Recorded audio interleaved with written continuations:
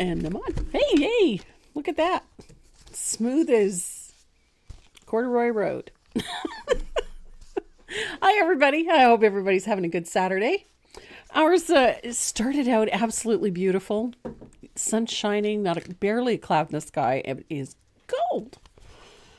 Cold wind. Very cold wind. So we're hoping it's going to warm up really nicely the rest of the day. It's looking like it's going to. It'd be nice if we got up into double digits today. That would be awesome. Although I'm not holding my breath. But Renee is all out of sorts today because he had to work yesterday. He had to cover for somebody in his office. So he's kind of out of kilter. A little bit. You know, his biological schedule has been messed with. So is mine, for that matter. So then again, I'm 60, so 61. Oh, how the heck did that happen?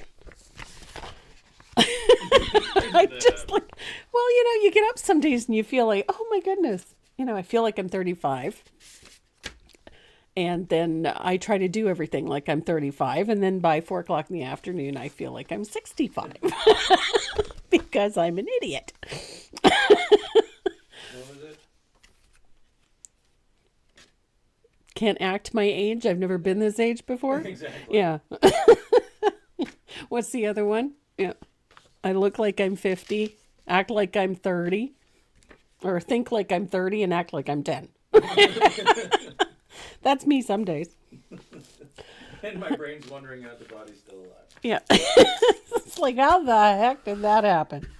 So welcome. Today we're going to be painting farm fresh milk. I love this vintage country, rustic country type theme. It's always been a favorite of mine. And so I was sitting down playing with an idea of an old-fashioned milk bottle, and that kind of rolled into an old-fashioned egg sign, and then the next thing I know, I've got a series going. So this is the first in a series of 4 pieces. There's farm fresh milk, farm fresh eggs, farm fresh poultry, and farm fresh honey.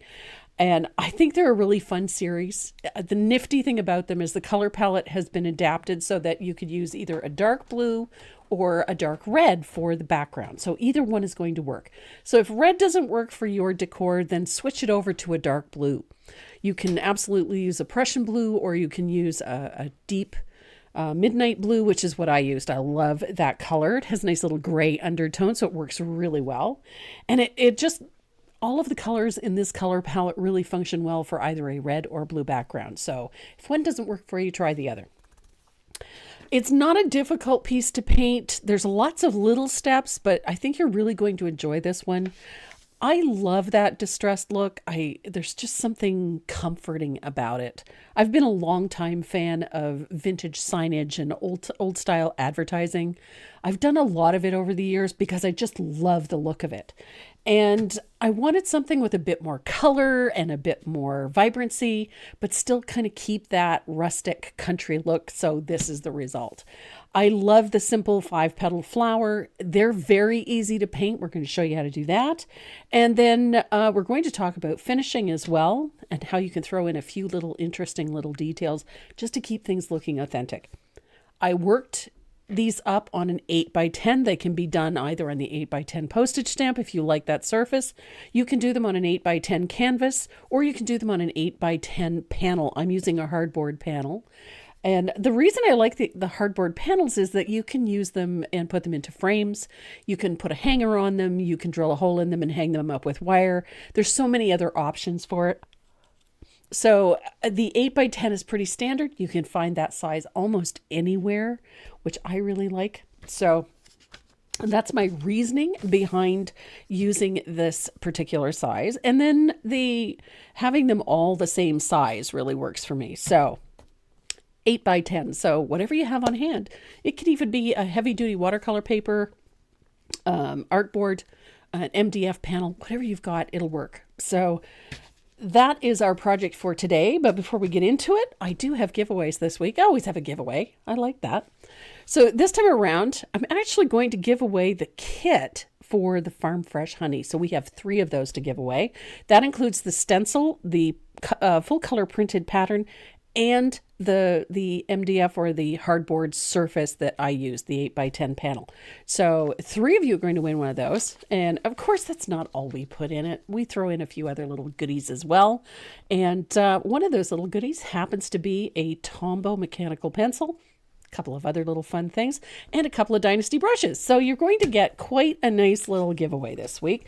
So in order to get in on your giveaways, all you have to do is just join in the chat, hit the share button, hit the subscribe button if you're on my YouTube channel, and hit the follow button if you're on the Tracy Morrow Live Facebook page. Any one of those things will get your name on the list. So thank you for joining me today. We're going to have a little bit of fun, and if you guys are ready to get started, so am I.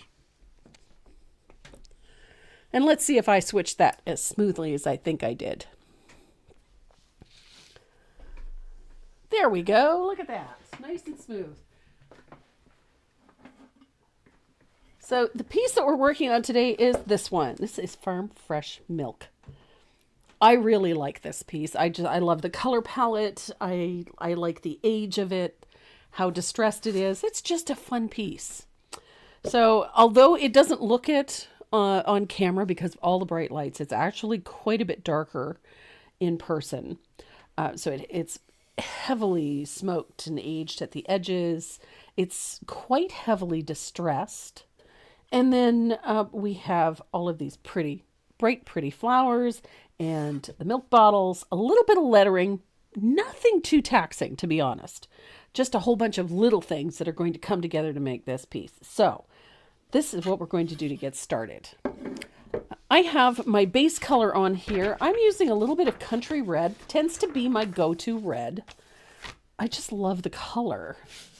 And it has a warm undertone. I know it looks very bright on camera. Again, we've got so many lights on in here. So it does look a little bright on camera, but it has a nice subdued brown undertone to it. It's a nice, rich, warm red. And we're going to start by adding a stencil detail to this. And the one I'm using is a 1/2-inch check. If you like a bigger check, go right ahead. Use a bigger one. If you like a smaller one, that works too. And if you don't care for checks at all, choose something really fun. I think polka dots would be great back there. You could put polka dots in the background. I think that would make it a bit more contemporary, which is not necessarily a bad thing. But you can have a little bit of fun with this. So don't be afraid to use something else if you don't have exactly what I'm using. 1/2-inch check I think would be cute. A 3/8 polka dot I think would be awesome back there. I think it would look so cute. So you're not obligated to use exactly what I use. And it would make it a bit more original. So I'm going to tape that in place. And I'm going to grab a stencil brush. I'm using a 1/2-inch Dynasty Stencil Pro stencil brush. These are among my favorites. Of course, my absolute favorite is my Tracy Morrow texture stencil brush. That's my favorite. But this one, for this type of an application, is absolutely ideal. If you're looking for these, there's 2 great locations to get them. You can get this stencil brush at thebrushguys.com. And if you're going to be ordering from the Brush Guys, don't be afraid to use that Tracy M discount code. It'll give you a little extra off. So there's the brushguys.com, or you can go to sandymcteerdesigns.com. My girl Sandy stocks these Dynasty Stencil Pro stencil brushes, and you can use my Tracy M code there as well. So it'll give you another little discount. So fabulous stencil brush. Now the color we're going to use is cobblestone. Now you could use white, but I find white is a very harsh and bright contrast, and we want this background to be a little bit subdued. So I am using cobblestone, which is this great muted gray. It's a soft, warm gray. It's perfect for this. You're answering all the questions today. Oh, am I ahead of them this time around? Yeah, you are. Okay. They're usually way ahead of me. I can't seem to see the chat, ladies, so I'm trying to make sure that I answer questions before they're asked. So, circular fashion, don't worry about getting these absolutely perfect. They don't need it to be. I have no idea, but I can't get the chat on Facebook today. Can't get the YouTube one either. So, you'll have to bear with me. What did I do? I don't know. You killed it. He's trying to fix it. So, the idea being, pardon me, you don't need to have these fully opaque. They don't have to be perfect. They don't even have to be complete. But we just want to get a little color in there to get some pattern. That's all. So you see what I mean? They're not perfect. They're not solid. There's no need for them to be. So if you get them fully opaque, you're going to have a little bit of work to distress them, to get them muted. So I like to keep things imperfect. There we go. So you're just going to continue that around your surface until the whole surface is covered.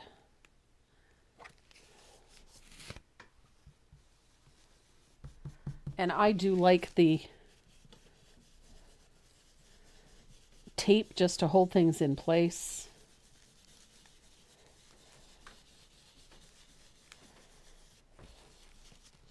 We want to make these look really old. Like they've been outside in the weather for years. Neatness doesn't count.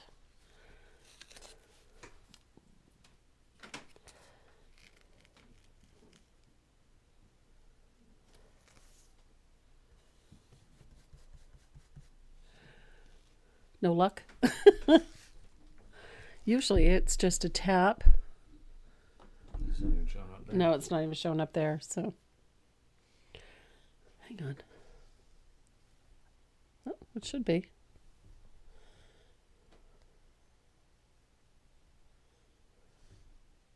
Nope. Guys, I can't see the chat, so we have to rely on Renee to. For whatever reason, I cannot see the chat at all. So we have to rely on Renee to let me know what questions come my way.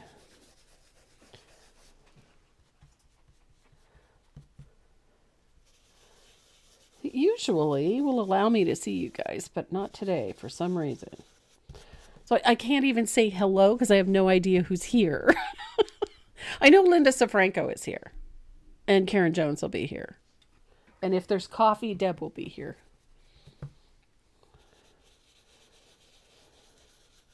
And my girl, Miss Sandy, just got back from, she was in Tennessee teaching. And she just got back. So if she's smart, she should be resting and enjoying her time home with her hubby. And enjoying her welcome home flowers.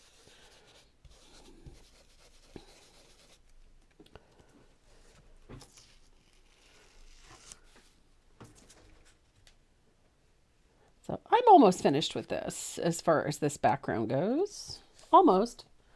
It doesn't take much, honestly.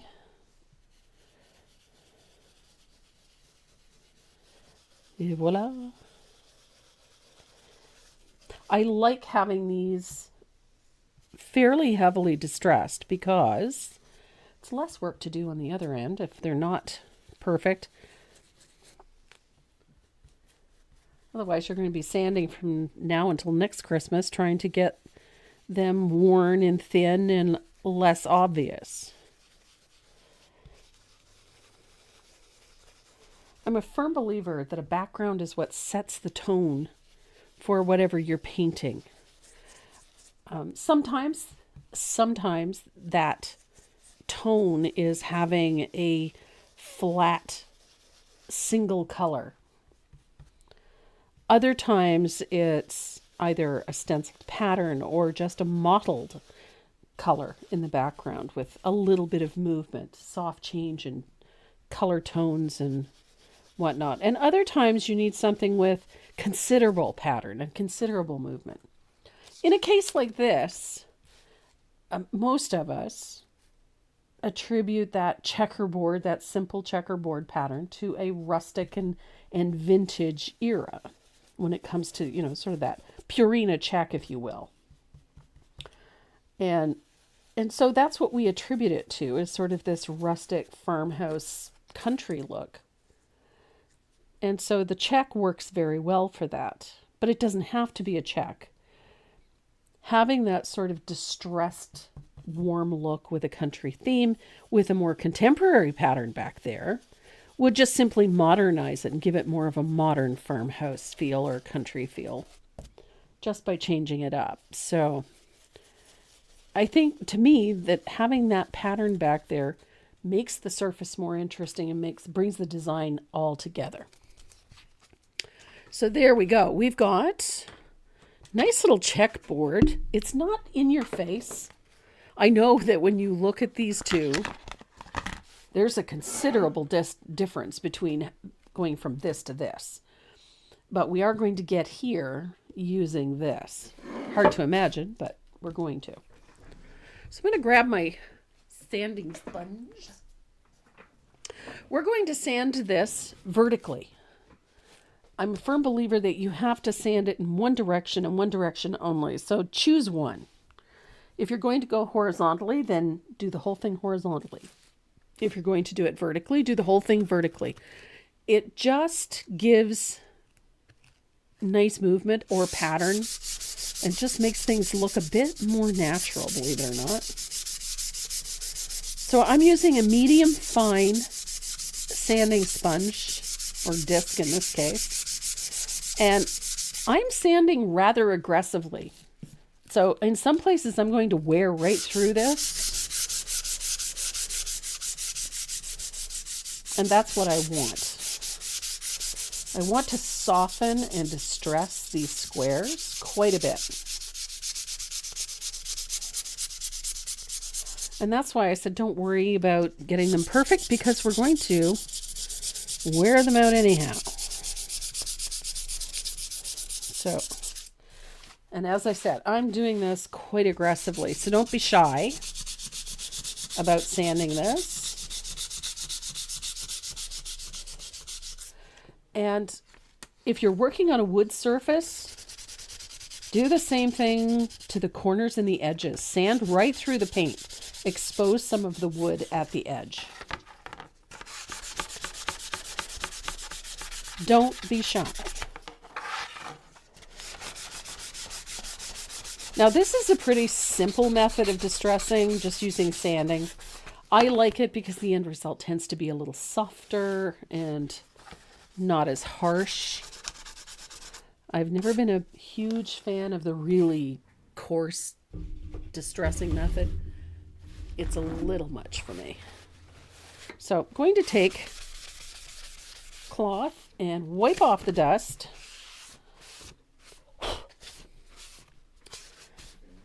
And we've got a nice distressed. They're worn right through in a few places. Little bit of texture created here and there, which is really nice. And I'm going to move my tape out of the way.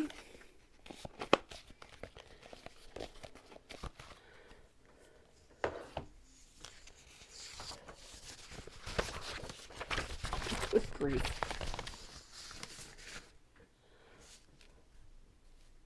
So we're going to age this a little bit. We're going to do that with a little bit of asphaltum. I love this color. Got nothing? Well, you're going to have to... Usually you just swipe left, but that doesn't work today.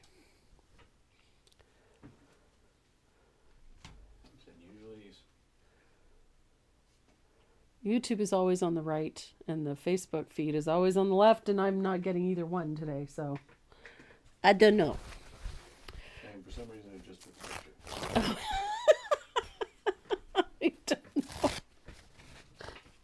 So I'm going to use my high-tech applicator, which is a piece of shop towel tucked into another piece of shop towel, made into a little pillow. I'm going to get this wet.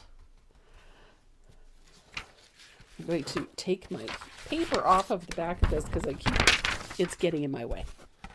So I'm going to take a little bit of asphaltum and we're going to age the edges of this piece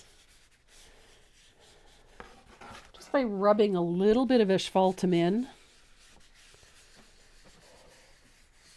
I'm not rubbing very hard. I'm letting it collect at the edges. I want a dark edge. And all that moisture is doing is just helping me move the paint a little.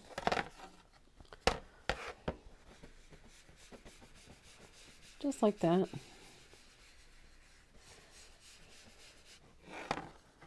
It does not have to be perfect. We don't want it to be perfect.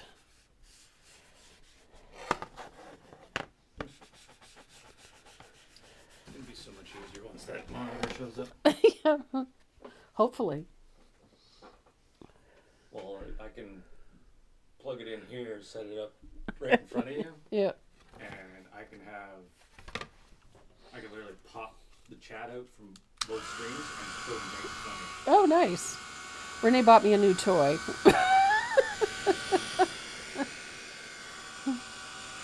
So just let me know if there's any question. Don't want to miss any. So whenever I'm doing this kind of thing, I like the darker value at the outside edge to leave the lighted area in the center. And primarily I like that because then it draws the eye to the element in the middle of the surface.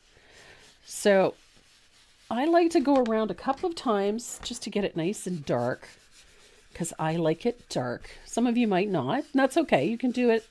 Stop when you're happy. If you like it a little lighter, then by all means, you do whatever pleases you. So I'm really liking this. It's getting quite dark at the edges. I know it doesn't look like it on the screen, but it's getting quite dark.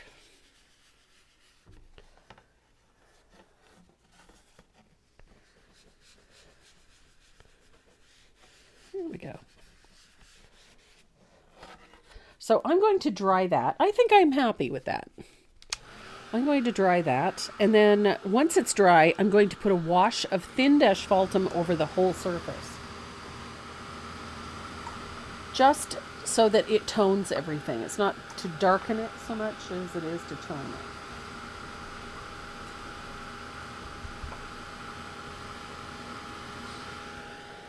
But it does need to be dry. So if you have a hard look at this, it's nice and soft, it's darkest at the outside edges, but it's not perfect. It isn't this perfectly uniform shading all the way around. I think, honestly, then it looks a little too constructed that way. So I'm going to thin out some asphaltum. Heavily thinned. I'm going to make this very watery. There we go. And I'm going to put a wash of this over top of everything. This does two things. One, it tones all of the red a little bit so that it doesn't look quite so bright in the middle. But it also adds a distressed appearance to the whole surface because it creates some vertical lines. Almost like the color has run over the years, and I like that.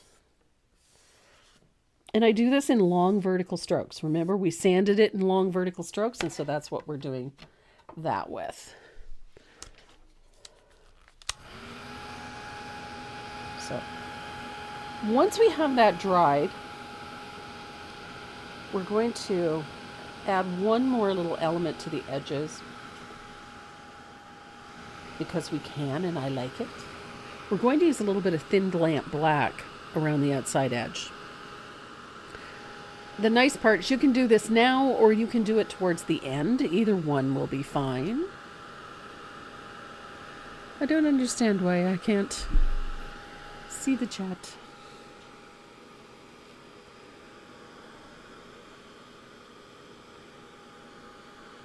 At least I'm assuming there's people watching.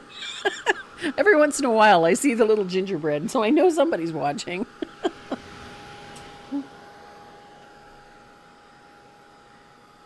Facebook and YouTube have been acting up all week, so I never know how things are going to work.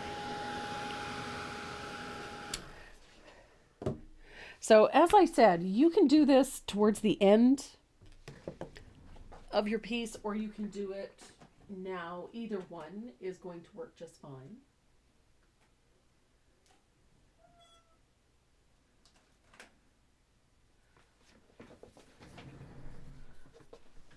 Is that?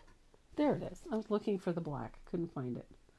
So, a little bit of black. Don't need a lot of it on your palette because you're going to be...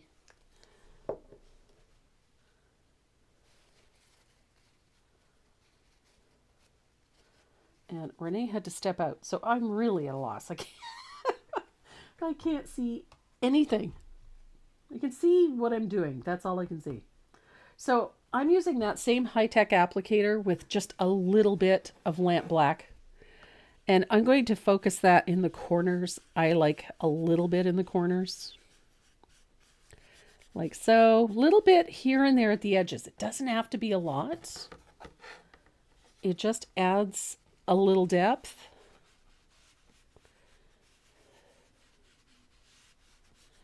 Like so. I just like how that looks. I like that sort of dingy, it's been around since time out of mind look.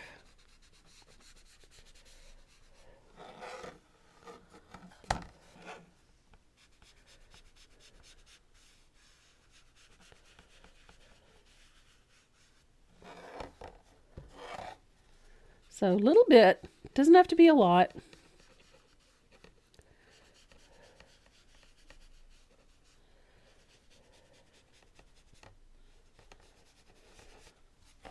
And I kind of like to bring it in a little, and then we can soften that.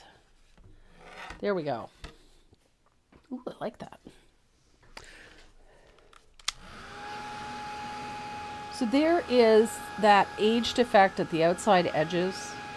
I like the little bit of black. Not a ton, it just ages particularly the corners. And just draws the eye in towards the center, which is where our major design element is going to be. There we go. So make sure this is good and dry. And then I'm going to put my line drawing on. Kind of preset mine so I know where it's going to fit. Just have to make sure it's straight. There we go.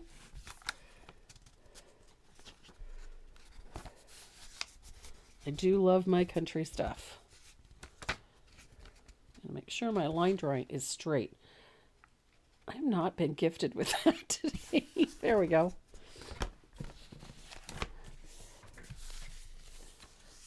So why do I feel like this is not going to be straight? Because it probably isn't. There we go.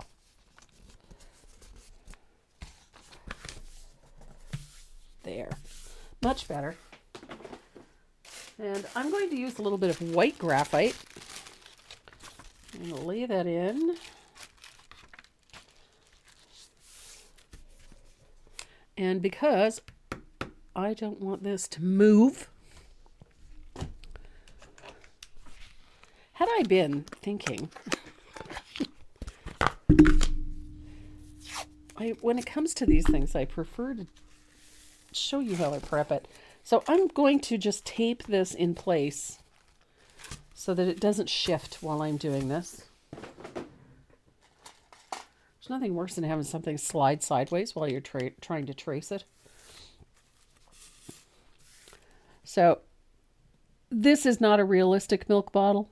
It was never intended to be a realistic milk bottle, so it is not a realistic milk bottle.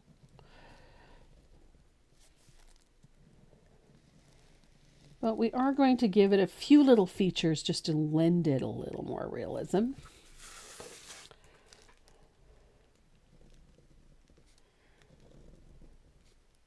So I'm using a 0.38 red gel pen to trace and transfer.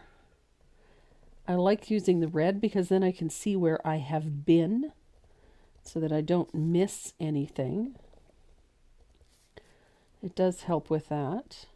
The other thing is that it's a 0.38, so it has a very fine point. I don't like using a stylus. I never have. I have always preferred something with a finer point. So I very often had in the past would use either a sharpened pencil or I would use a ballpoint pen with a fine point because I couldn't stand that heavy, thick line. I found it very difficult to erase. I just never cared for how it looked. So I began using the 0.38 and then I started using a red so that I could see where I've been, and it works out beautifully. And I like my 0.38. And I just recently found a Uniball Signo black gel that is 0.28. It's very, very fine, which I'm really enjoying. I like it for the tiny details and things. So I'm really enjoying my gel pens.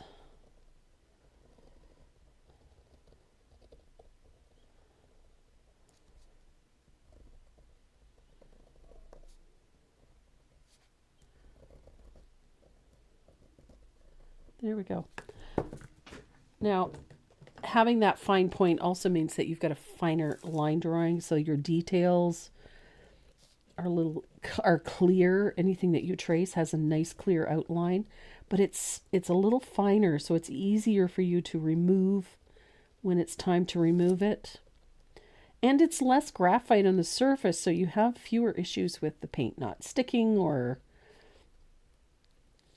whatever your type of graphite is going to cause you some grief. It seems they all do. But I like the fact that this is not a heavy application, and it's just easier to work around. Now the flowers on this are imperfect. These are not crisp, clean edges. They were never intended to be. So there we go.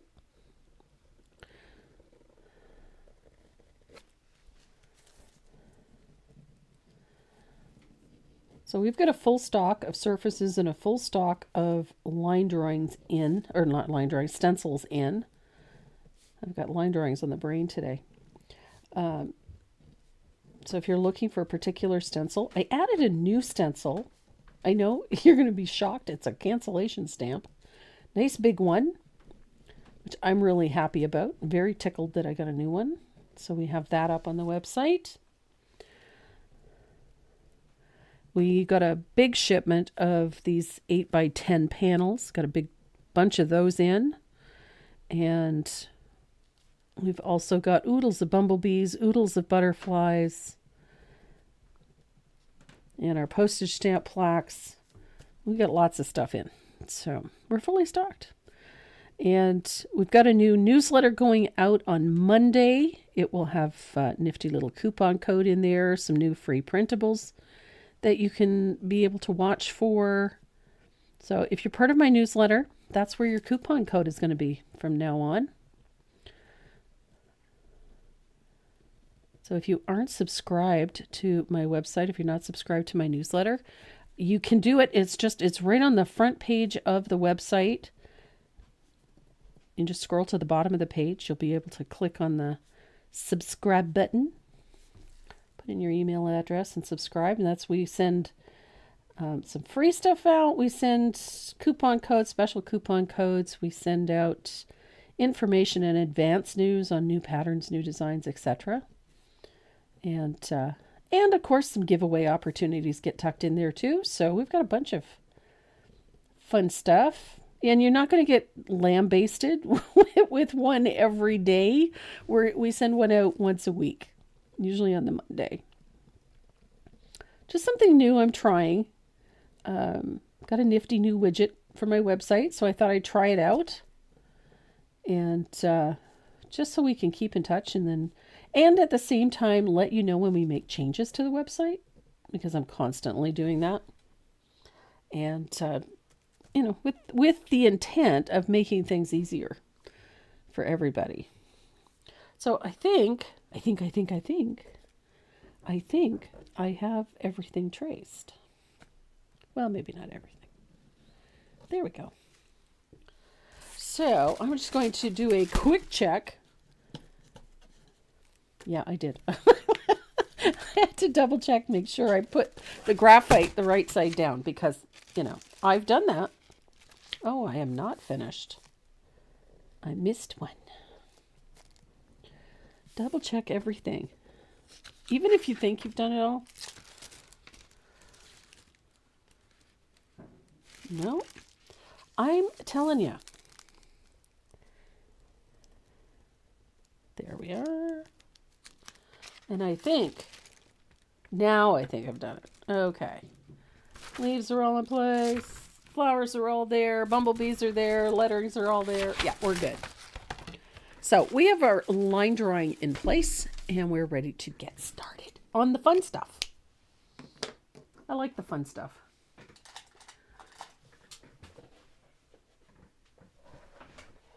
So the brushes that I'm using today, I'm going to be using some black gold and some faux squirrel, because, I love my faux squirrel brushes. I'm using Dynasty's faux squirrel. I'm using a 3/8 angle, a 1/2 inch angle, and a black gold number 5 round. And of course, I'm going to be using my extra long detail liner and a rigger, because I can't seem to paint without any of those. The bulk of the color in this one is warm white. I love this color. Warm white is my favorite white for a couple of reasons. I can use it for almost anything. It's a little more opaque than, say, titanium white, and that one is empty. Have to go get another paint. There we go.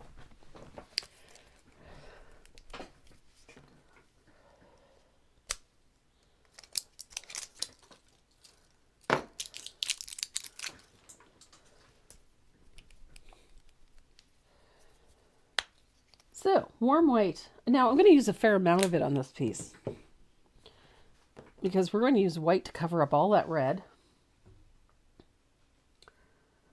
And I'm going to show you a trick. So I've got a fair amount of paint on this brush. So when I paint a large area, especially like this milk bottle, you want to bring your paint in one long pull as often as possible, especially on these long areas. One of the things I see us doing all the time is this, and then we wonder why a surface looks chunky and choppy. And part of it is because the paint, there are lines in that paint, and those brush marks don't have flow. So I follow the shape of my bottle. Where's my glaze?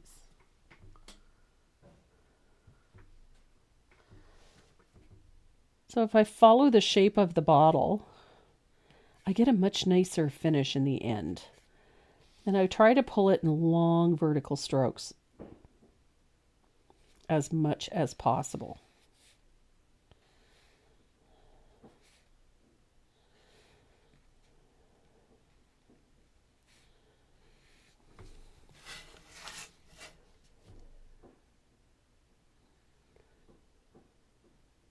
Just like that. Now, obviously, when there's little vertical and horizontal lines we have to meet, you're going to pull them in, but then follow the shape and pull it vertically. And this way, when you're filling in a shape, especially a large open space, then there's some continuity and some regularity. And in the end, it just works out much better.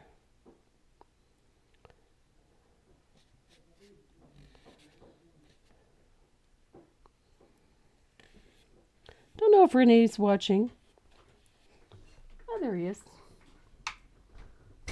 He's kind of pulled in two directions today. Yeah. Well, I still can't see anything, so I have no idea if there's any questions. I don't know what the conversation is today. I feel like I'm just sitting here talking to myself, which technically I am.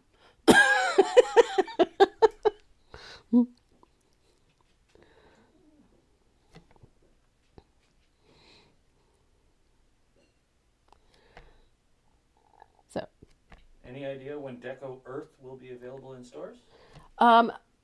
in stores, not really. No, I know it's available in some stores. Some of the Hobby Lobby stores have it stocked. Some of the Joann stores have it stocked. So it's slowly making its way into the retail funnel, so to speak. And you can order it now through Stockade if you are a Stockade customer, Canadian. You can order it now. And if you are a customer of Pinecraft, you can also, I do believe, pre-order through them as well.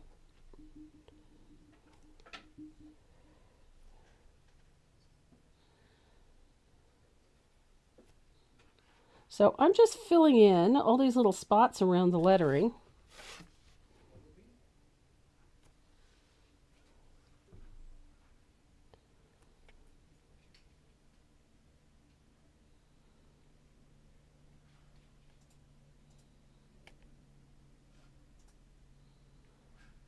Et voila. And then we're going to dry this really well and then put a second coat on. Now, I could have gone in with a little bit of gesso, but I didn't.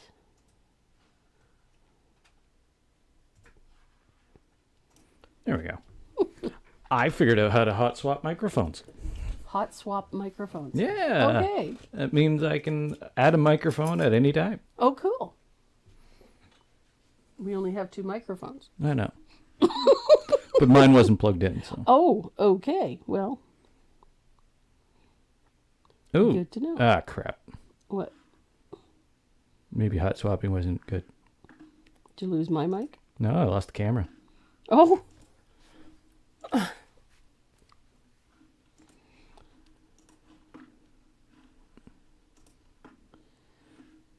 There we go. Oh, Yeah. my goodness. And we're back. Oh, good. Can't see the chat. Still can't see that. I have no idea why. Nailed it. Okay. So now, if you have a question, gang, Renee is here. He can just feel free to let him know. I don't know if he can see the Facebook chat or not. Not very well. And but I can't see any of them, so I have no idea why. Usually I can at least see Facebook, but I don't even see YouTube on here today. Usually I can see them both, but not today. So I'm going to dry this. Now, the thing to remember with this is that we are not going for perfect, which is lucky.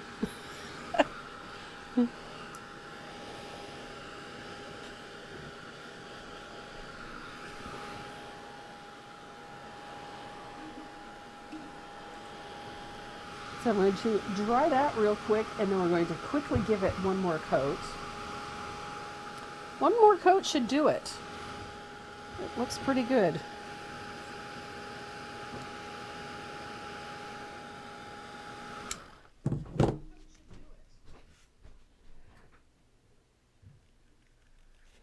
Oh yeah, one more is going to do it just fine.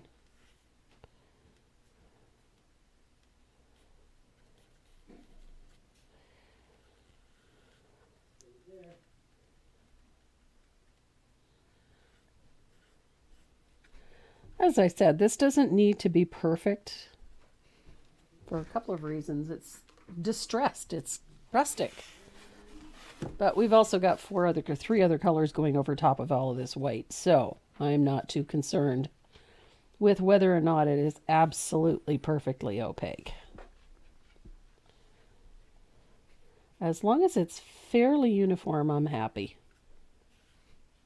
And that we have.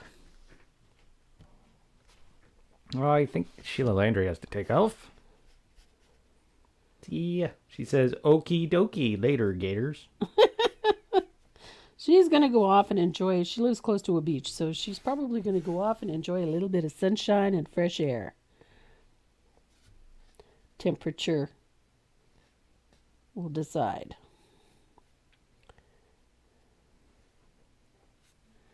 She lives in a beautiful part of this country.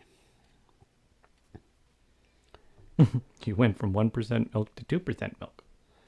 Yes, I did. I don't like 1% milk. Gross. Yep. Milk flavored water. Yep. Barely. Barely. Yep. We are 2% people. Sometimes 3 if we can't get our lactose-free milk, so. I like a creamier milk. Yep. What size brush are you base coating with? I'm using a number 5 round.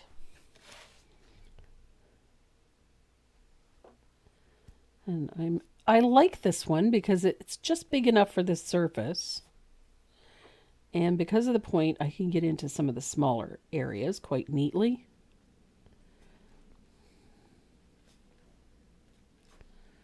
And then I'm going to show you a little trick. So we have pretty good coverage. I'm just going to empty the brush here. There we go. And I'm going to dry this. Now, it never fails when you're painting with white, especially white, that it looks a little peaky in places, perhaps a little streaky and not as opaque as we would like. What color would you use for the checks if you painted a blue background? Same color. I use the same color. Nothing else changes, just the background color. We still use the asphaltum, still use the lamp black, still use the cobblestone for the checks. So all you're doing is changing the base color for it. And I designed that with that in mind. I designed all 4 of these pieces with that in mind. The background is a complementary color to all of the other colors that are in this piece. So whenever you get an area that is perhaps not as opaque as you would like, but opaque enough. In this case, it's a little streaky in here.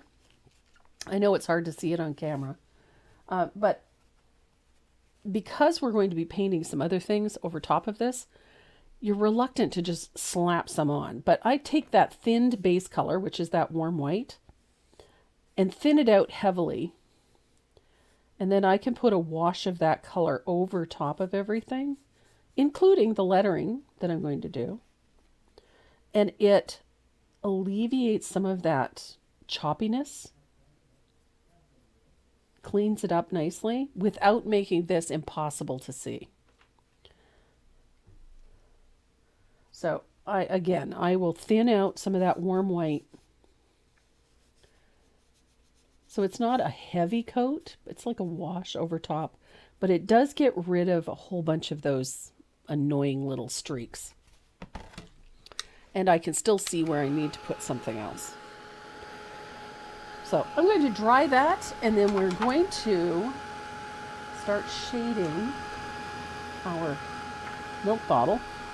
My favorite shading color for white, Bahama blue. I love Bahama blue. So we're going to thin this color out quite a bit. I love Bahama blue. It's a pretty color.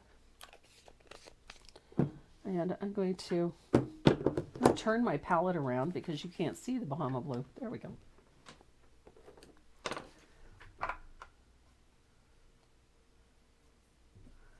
And I'm going to load my 1/2-inch angled shader with a fairly generous amount of Bahama blue.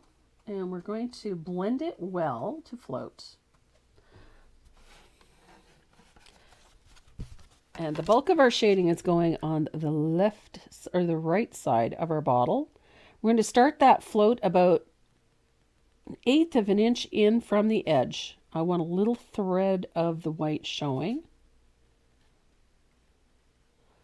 All the way up to that first seam.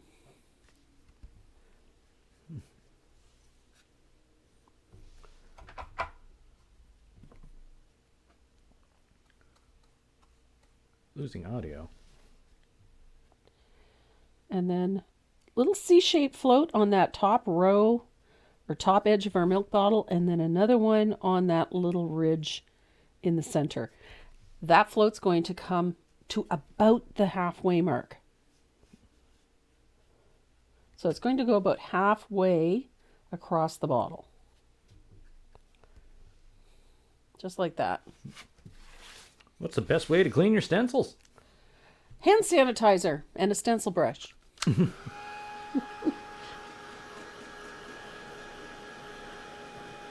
I'll take a couple of minutes a little later on and we'll clean a stencil just to show you how easy it can be.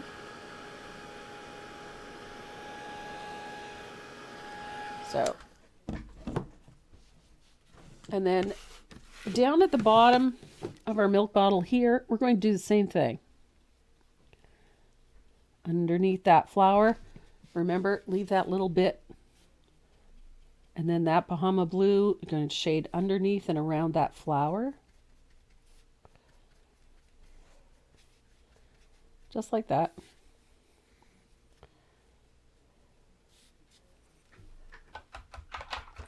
I do this before I do any of the other painting because I don't have to be as neat and tidy. I don't have to worry so much. And then on the opposite side of the bottle, we're going to put that same U-shaped float on this side. It's just going to be a lot shorter, and you're going to have the center portion, just center left, is going to be a highlight area. So again, you're leaving a little gap, about 1/8 of an inch, maybe even thinner, down the left side of the bottle. Just needs a little sliver of the white showing.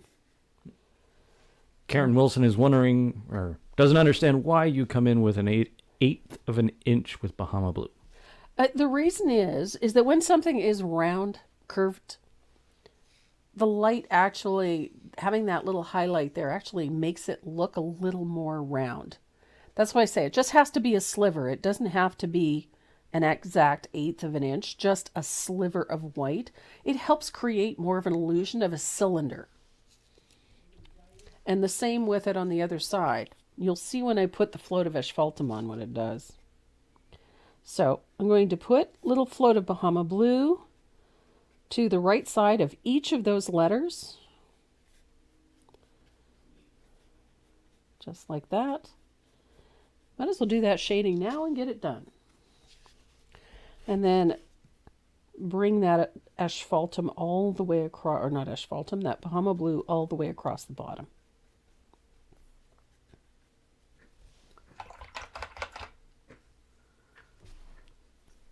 So I'm going to let this dry.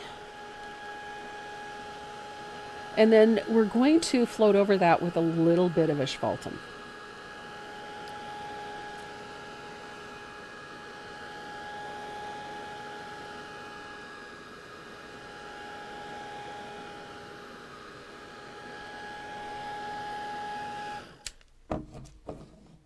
I do love my asphaltum.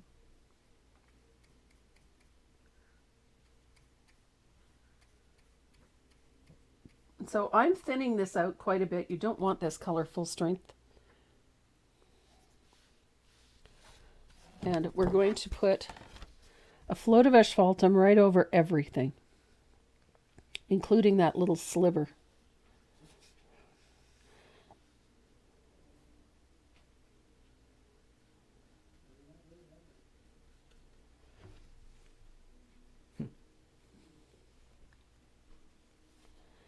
And you're going to float around your flower. Wherever there is Bahama blue, you're going to put a float of asphaltum.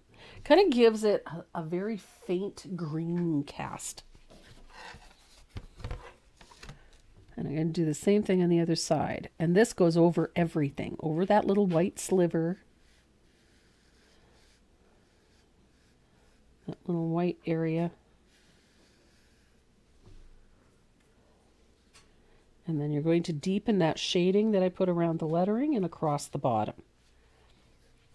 You will note it is not a meticulous float. I don't use a really perfect float. We're not looking for that. We're just looking to deepen that color. Essentially, we're toning things. There we go.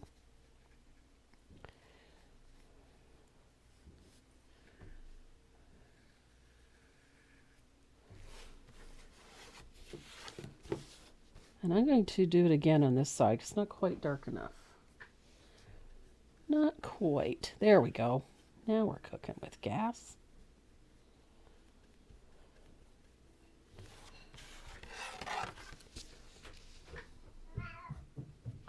Oh. Hi, Gizmo. Hey, kids.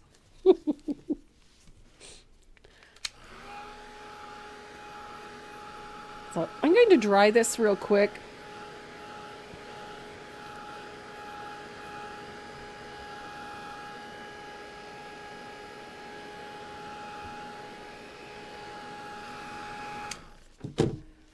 And then I'm going to bring a little of that asphaltum underneath that little lip.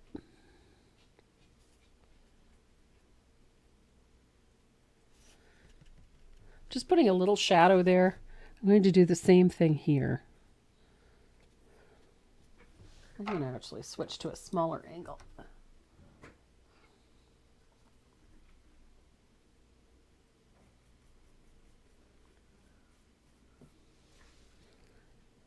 There we are. Just to give it a little more dimension. Just needed to deepen that shadow a little bit. Going to do the same thing under the flowers. Just a little. Doesn't have to be much.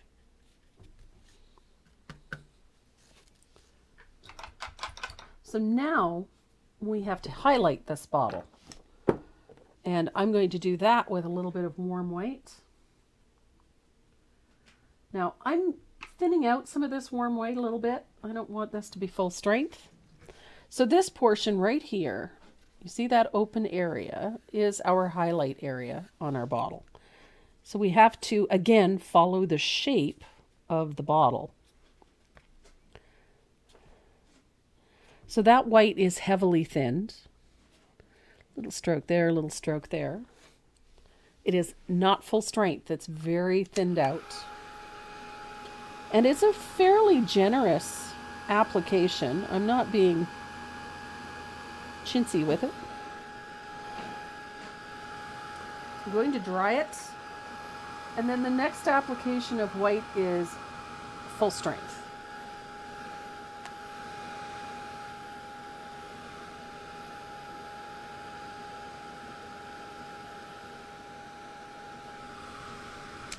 And it's going to be a little smaller than the first one. Full strength.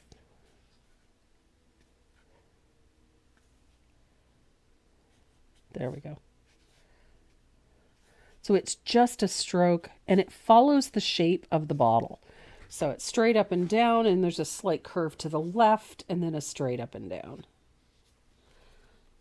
And we have a highlight on our bottle.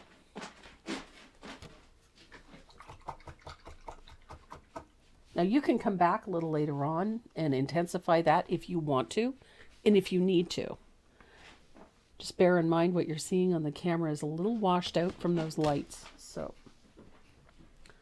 and actually a lot more intense on this end. So we're going to start doing a little bit of work on these leaves. These are a simple leaf, nothing too elaborate. I'm going to use a smaller round, maybe if I find one. I have a number 3.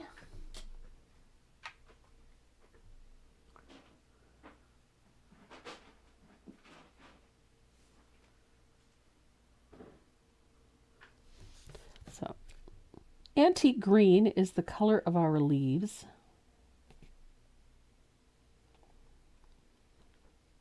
So we're going to base coat all of those leaves with a single coat of antique green.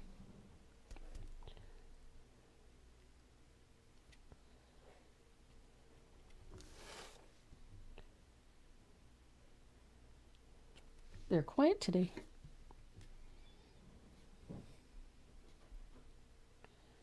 They're quiet.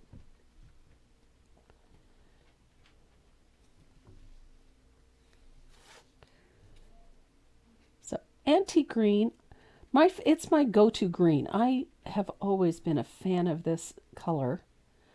My new favorite is lush green. I love that green.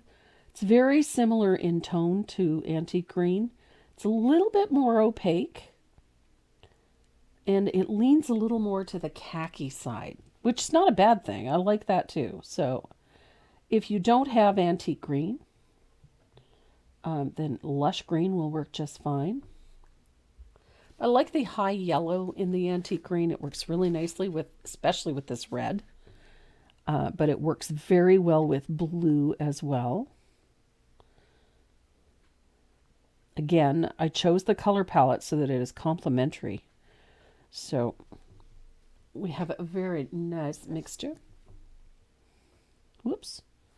Oh, I messed that up. There we go. So we have leaves. Antique green leaves.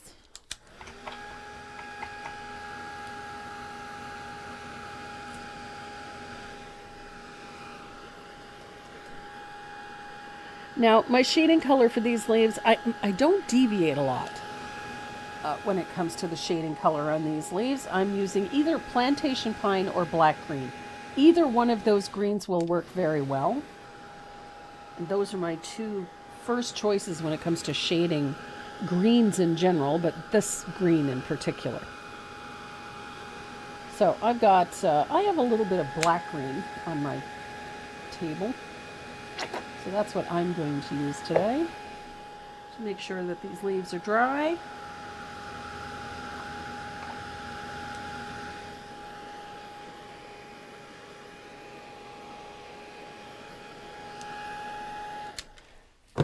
And my method for painting leaves is very simple. Ooh. When we're painting simple leaves, I'm using a little bit of that black green, and I shade under everything first. So shade to separate the leaves, shade underneath the edges of the flower, under the petals. It's not a perfect float, just need to get a little color under there. And it's always in a U shape, so that it kind of follows the shape of the leaf. So up underneath the petals, U shape, so that it comes down around the edges of the leaf. And because I'm painting and shading these before I base coat those flowers, I don't have to worry too much about color going over top of things. So nice little float, and in behind our bottle. It's 3 a.m. in Australia. Oh my goodness. Who's awake at 3 a.m.? Yvonne. Yvonne? We love you, darling, but go to bed. Get some rest. Goodness. I have trouble with sleep. Yvonne's a sweetheart. And she joins us. I think she's with us every Saturday. But yes, that time change is brutal. So it's like almost 11 hours difference, 11 or 12 hours difference. Brutal.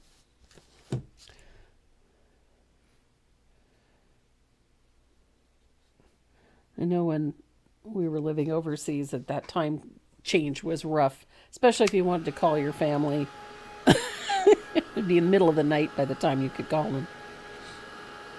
So, I've got that first shading in.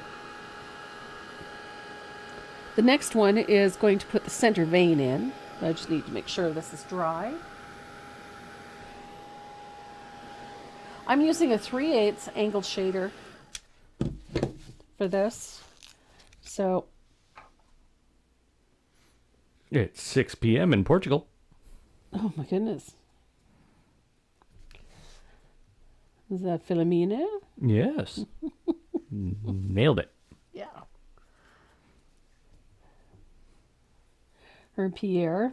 Filomena, wish Pierre a happy birthday for me. Her husband celebrated a birthday. I think it was yesterday.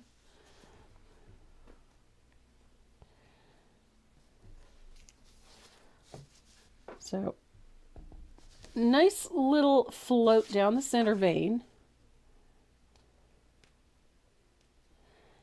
That little float is what makes the difference. It curves the leaf. It gives the leaf a little bit of depth so that it doesn't look like a flat surface. And having that little shadow in the center vein makes all the difference.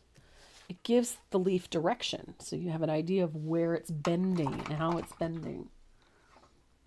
So I'm going to dry that, and then we're going to highlight these leaves. I'm going to use a little bit of margarita. I love margarita. I like that high acid green, lots of yellow, and I like margarita because it's sort of semi-transparent. It gives you a little bit of transparency, but it's enough opacity to give you that light that we need. So I'm going to pick up a little bit of margarita. You don't need a ton of it. And it's easier to control it if you just use small quantities. You can always put more on. So center vein, opposite the shading. And then I like to come along, again with that sort of U shape, put a little of that color on the bottom edge of the leaf as well. Do Canadian time zones change in the spring and fall? Yes. Yes, daylight savings. There's only one province that doesn't. Saskatchewan. Yep. And it's just because of where it's located. Saskatchewan. Yep. It's the only province that doesn't follow daylight savings. Yep. Because it doesn't matter, they're in the middle. Yep. Dead. Well, we used to jokingly refer to Saskatchewan as dead smack, because it's dead smack in the middle of the country. Except the actual geographical Big center is Winnipeg. It is actually just outside of Winnipeg. Yeah. And you can there it is a sign that says you are now at the geographical center of Canada. Yeah. Yeah. Affectionately referred to dead smack. Dead smack. Yep. I call it Saskatchewan Saskatchewan. Yeah. because I've been to Kandahar, Yep. Saskatchewan, and Kandahar, Afghanistan. Yep. Been to both places. Yep. I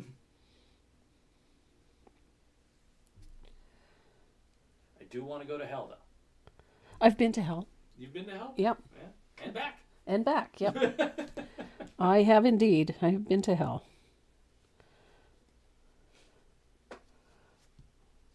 Now, are we talking about the same hell? 1 L or 2? 2. Oh, no. I haven't been to that hell. Yeah.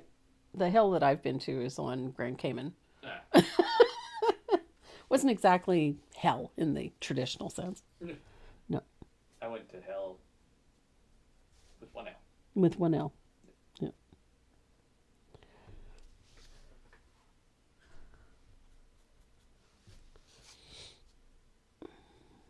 So, almost done with these highlights. They're pretty straightforward. I'm not putzing with them too much. I have a very wet brush. I like the highlight to be soft, and I can move it if I need to. I missed one. Missed one. So, very watery, very soft. Don't putz with it too much. You don't need to. Apparently, you can go to hell and paradise in the same day in Michigan. Yep.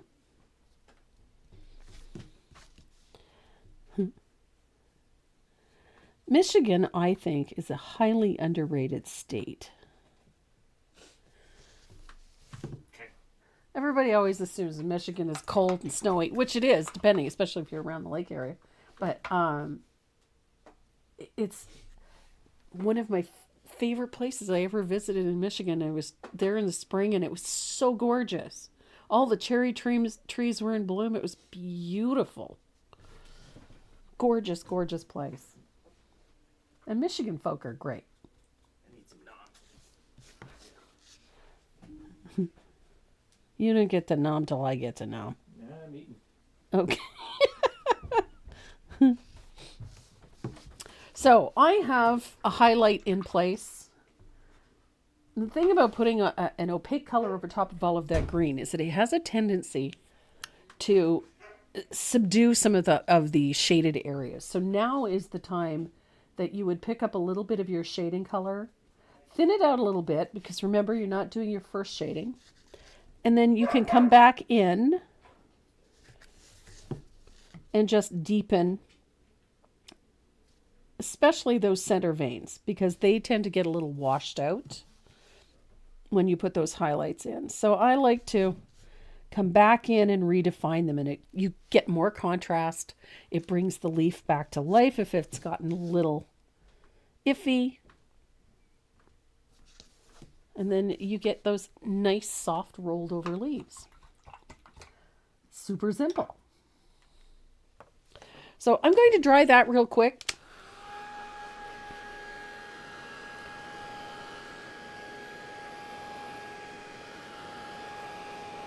Doesn't take very long.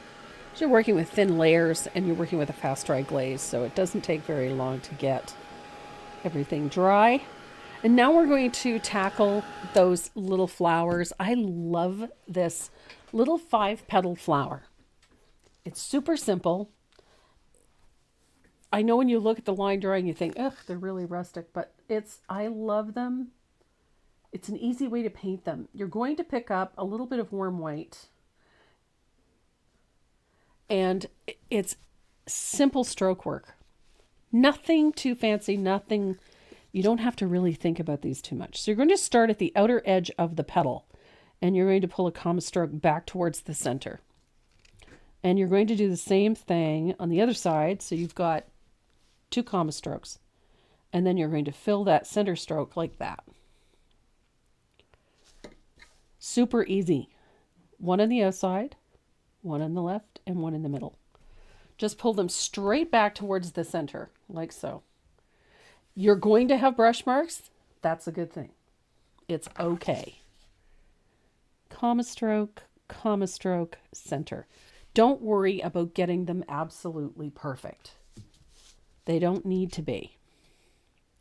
Comma stroke, center.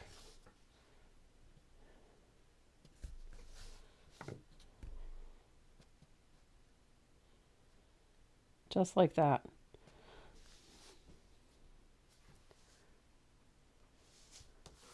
Easy peasy.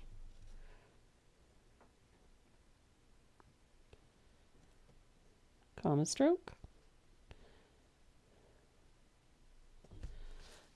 Just don't think of them as a petal that needs to be filled in with one solid coat. They really don't.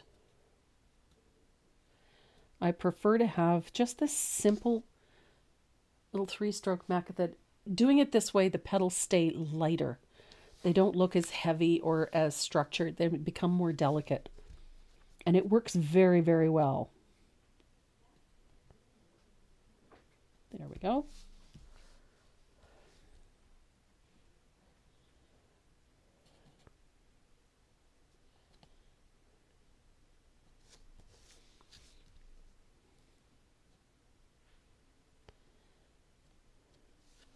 And I like that loose appearance. It works. That loose appearance works. There we go. So we have 3 flowers. Structure is super easy. It's just literally a collection of 3 simple comma strokes. So before, I'm going to take a little bit of warm white and just quickly paint the centers of these flowers with a single coat of warm white. Don't overthink it. Just throw a little color in there. Doesn't have to be fully opaque. We're going to be painting these with baby duck, which is that light yellow. So I just want to block some of that red. That's all.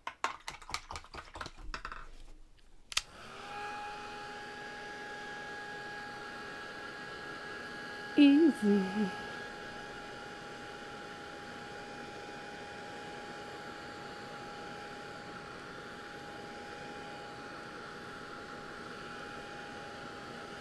So dry that real quick. I'm going to grab some baby duck. Love this new color. I think this is quickly becoming one of Decor's most popular new colors, which is this one's baby duck. I love this yellow. I'm working on my second bottle already. I've used it so much. so much. So the center of our flower gets a coat of baby duck.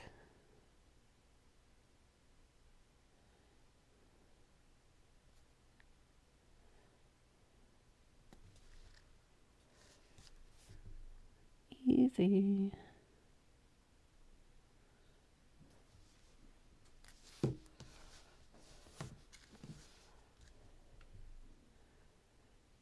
I like the simplicity of this.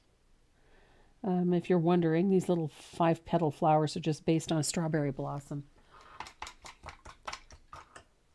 And based on, so nothing over the top. I'm going to dry this real quick.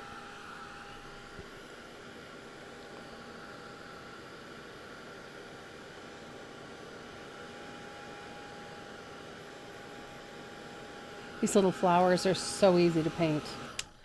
So we're going to use another of the new colors that Decor has, is this one, Tea Berry. This one is rapidly becoming a very favorite of mine. I love the tone. It's not quite a red, not quite a coral, not quite an orange. It's just a lovely, lovely color. So I'm going to pick up a small quantity of that, not a ton. And we're going to float a little bit of this around the center and at the base of each petal. And it's just a little C-shaped float. Just like when I paint my sunflowers, just like when I paint a variety of things. Just a little C-shaped float that goes at the base of the petal where it meets the center.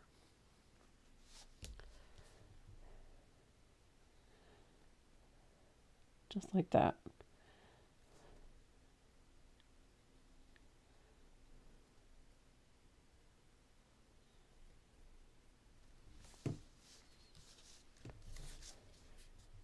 Just gives these flowers a little blush of color towards the middle. And we're going to use a little bit of titanium white. I don't often use titanium white, but it works very well in this particular instance. So there is our little bit of tea berry.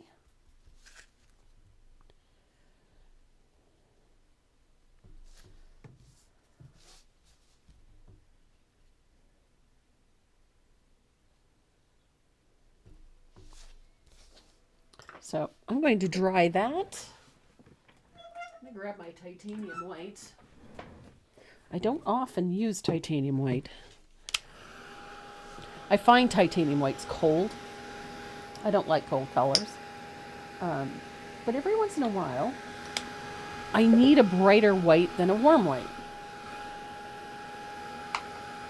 So I'm going to use a little bit of titanium white.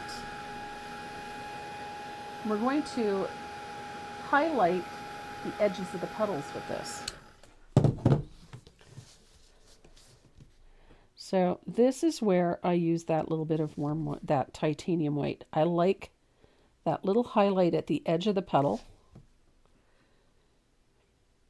And that float helps to subdue a little bit of that tea berry, gives us a softer boundary between the white and the tea berry, just gives things a nice soft look.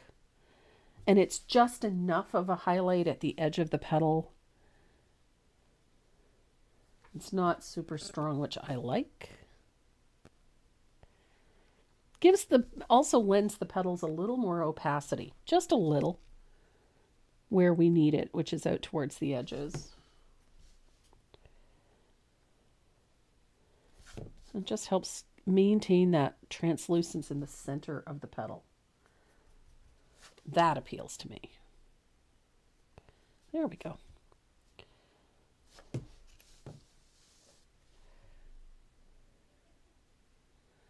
Just like that.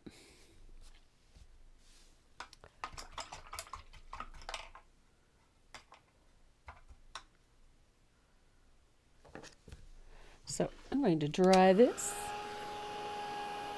These flowers come together very, very quickly. There's not a lot to them.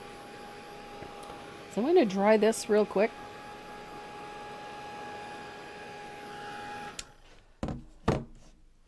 And we're going to use that tea berry in the center of the flower to put our little shading on. And I like my shading to be at the bottom and to the right of the center. So a little float of tea berry, keeping the yellow towards the upper left. There we go.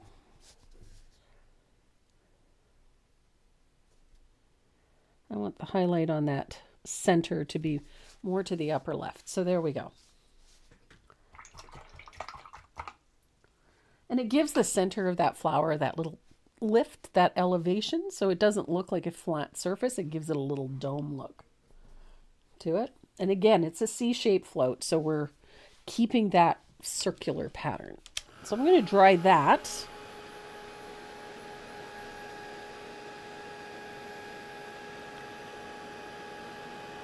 And then we need to shade these flowers a little. So the flower in particular, there's two of them that need a little shading. I'm using a 1/2 inch angle and a little bit of asphaltum. Not too much. I don't want it too dark. So I'm blending it out really well. And we're going to put a float of asphaltum over top of this flower, so that it lifts that bottle off of the surface, off of the flower a little bit. There we go. So it sets our little 5-petal flower back behind the bottle, and I'm going to do the same thing to this one here. So darker value towards the bottle.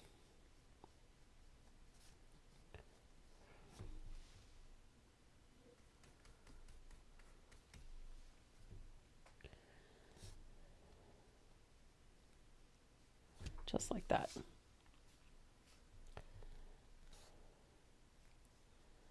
Nice. Now this one, we want it in full light, so we're not going to do much to that one.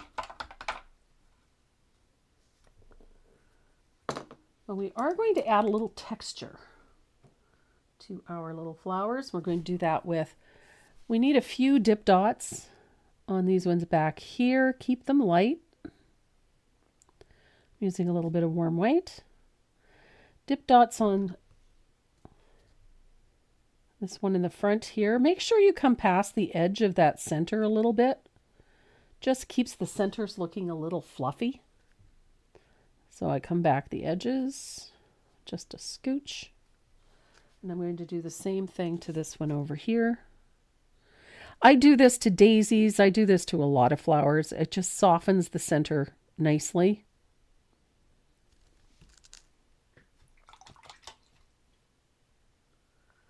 And then I'm going to do the same thing with a little bit of asphaltum.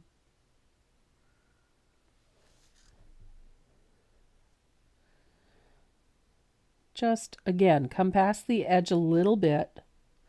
I don't want so much of it that it buries that tea berry that's on the center, but enough that it gives the impression that there's a darker area to that little flower.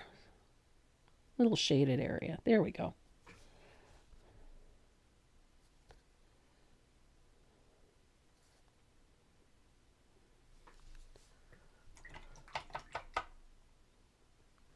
So I'm going to dry that real quick.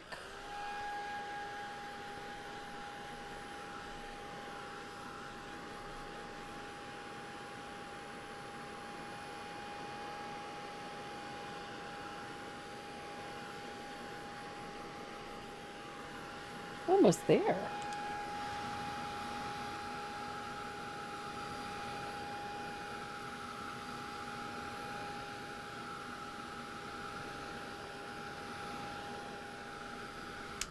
I like to dry those little dip dots so I don't end up smearing them all over the place.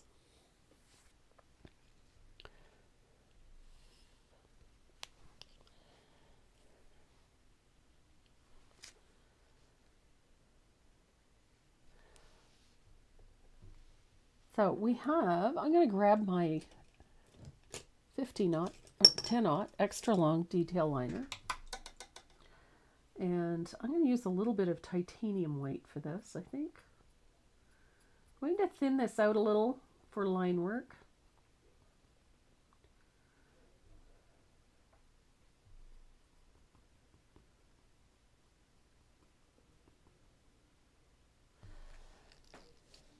And then I'm going to put a little stroke of white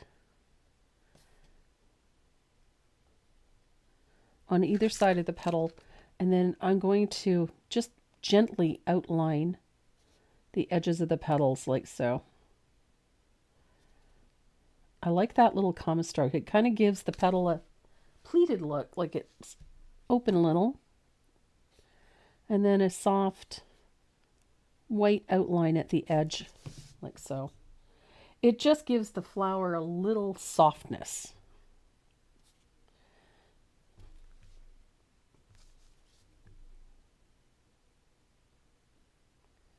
And it doesn't have to be directly on the edge of the flower. It can go off the edge of the flower. It's all right.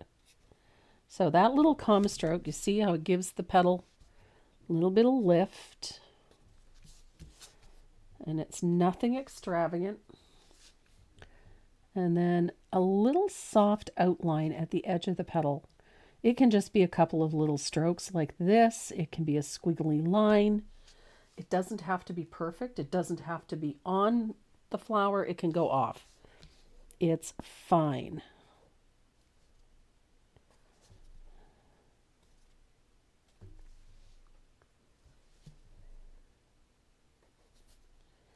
I kind of like that, that squiggly line look. I do it a lot. We're going to do the same thing to the leaves. So it just gives the flower a little softness. And I'm going to grab a little of that margarita, which is that green that we used for the highlight on the leaf. A little margarita, and then I'm going to pop a little bit of warm white into it, just to make it a little more opaque. Not necessarily bright, but a little more opaque. And we're going to use that as our stems. That's what connects our leaves, like so. It's also our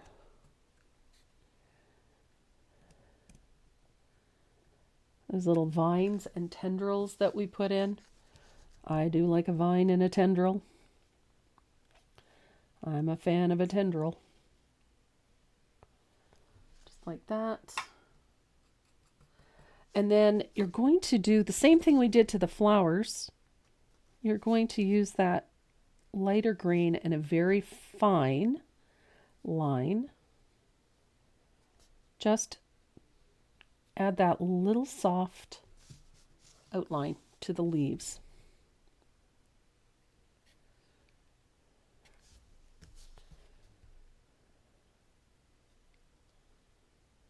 And again, it doesn't need to be absolutely perfect. It doesn't have to be perfectly on the edge of anything. If it goes off, it goes off. If it's on, it's on. It doesn't need to be absolutely perfect. I like that loose outline for a couple of reasons. If you've got an edge that is perhaps not as smooth as you would like it to be, or if you've got an edge that is not perhaps as clean as you would like it to be, this will distract from that. It'll detract from that, I should say. But the other benefit is that it gives the overall finished appearance a softness as opposed to a hard edge outline. It gives the various design elements a delicate look. So it diffuses edges and they don't look so heavily structured. So I'm going to dry this real quick.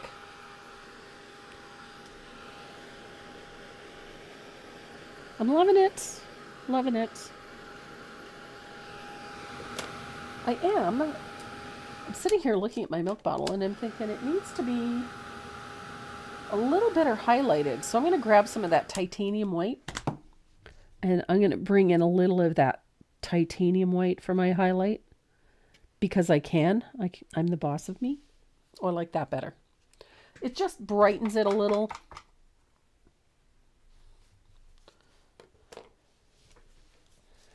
So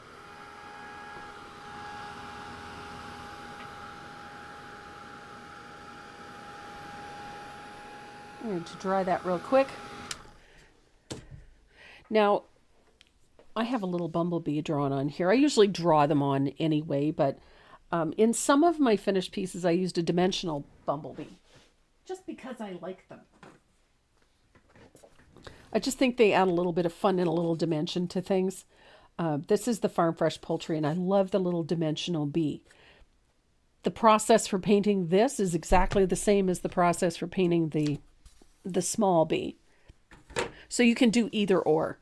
On one of the pieces, I actually painted a butterfly for it. I have done this one.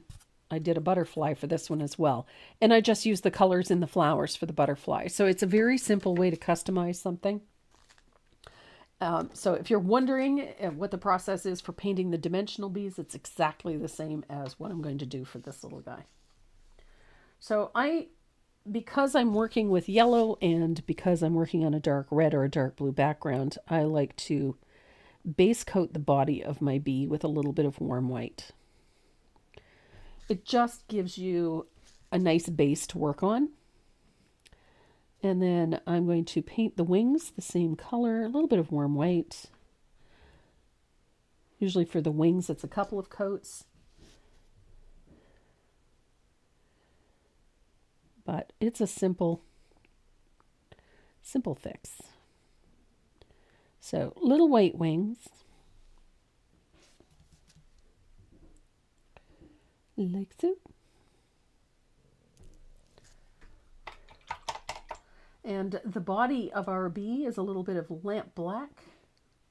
That's the thorax and the head, or this portion here, thorax. This is the thorax. Here we go. So a little bit of black there, a little black for the head.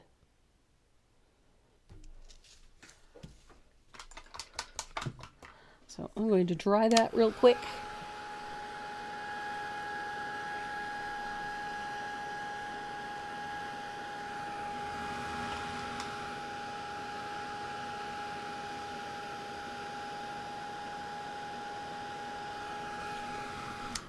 Now I'm going to use a little bit of that baby duck to paint our bumblebee. So the whole bottom of the bee is going to get baby duck. And this is a fuzzy butt bumblebee.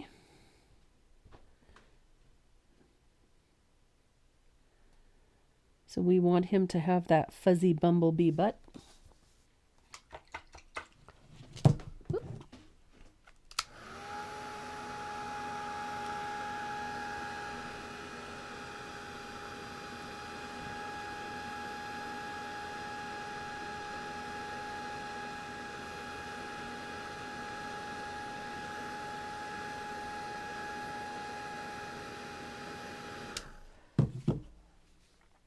Now the shading color for the bumblebee, you could use any orange, will work just fine. I'm going to use the same color that I used for the flowers just to keep everything tied together.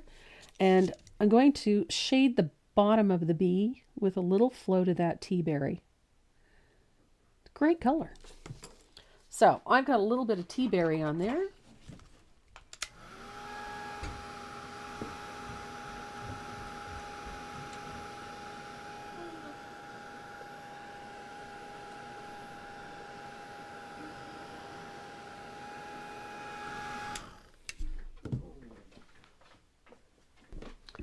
And we're going to make our bumblebee look fuzzy. So use a little bit of thinned lamp black and my favorite liner brush. And we're going to put that first stripe on with a series of little vertical strokes. Just like that. From side to side. So he looks fuzzy. And then the second band of strokes is right at the bottom. So just keep them loose and fine so that it maintains that sort of fuzzy look, like little hairs. Cheryl's wondering what brush you were using for the line work. This, for the line work, is a a Dynasty Extra Long Detail Liner. It's a micron, it's called. And this one is a 5/0. Sorry, I thought it was my 10. It's the 5/0. Extra long detail liner. My favorite. Usually the 10, the 5, and the 15 are the ones I use the most often. So while I've got the black out, I'm going to give him some legs. Little dots of black for the legs.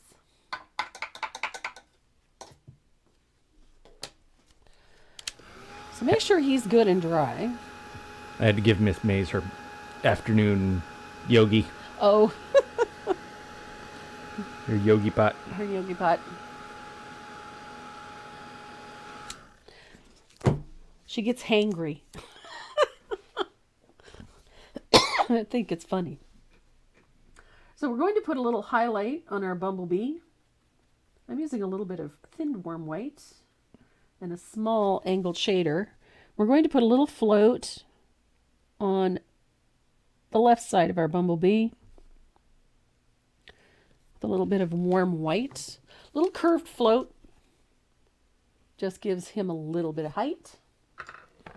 And then we're going to add a little bit of either warm white or titanium white to the highlight side of our bumblebee with a couple of fine lines. Doesn't have to be much, just some fine hairy lines.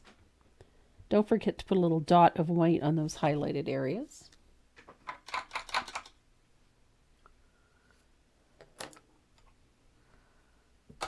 And for the wings are super simple. We're going to use a little bit of that Bahama blue. Just like we did shading the milk bottle, we're going to use a little bit of Bahama blue. And I like a little close to the body on the wings.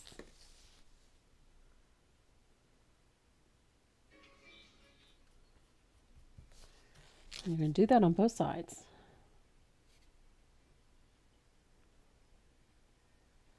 There we go.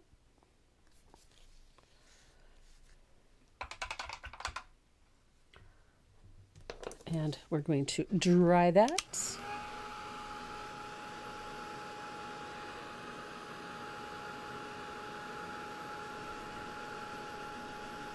Now, I like to use my gel pen a lot.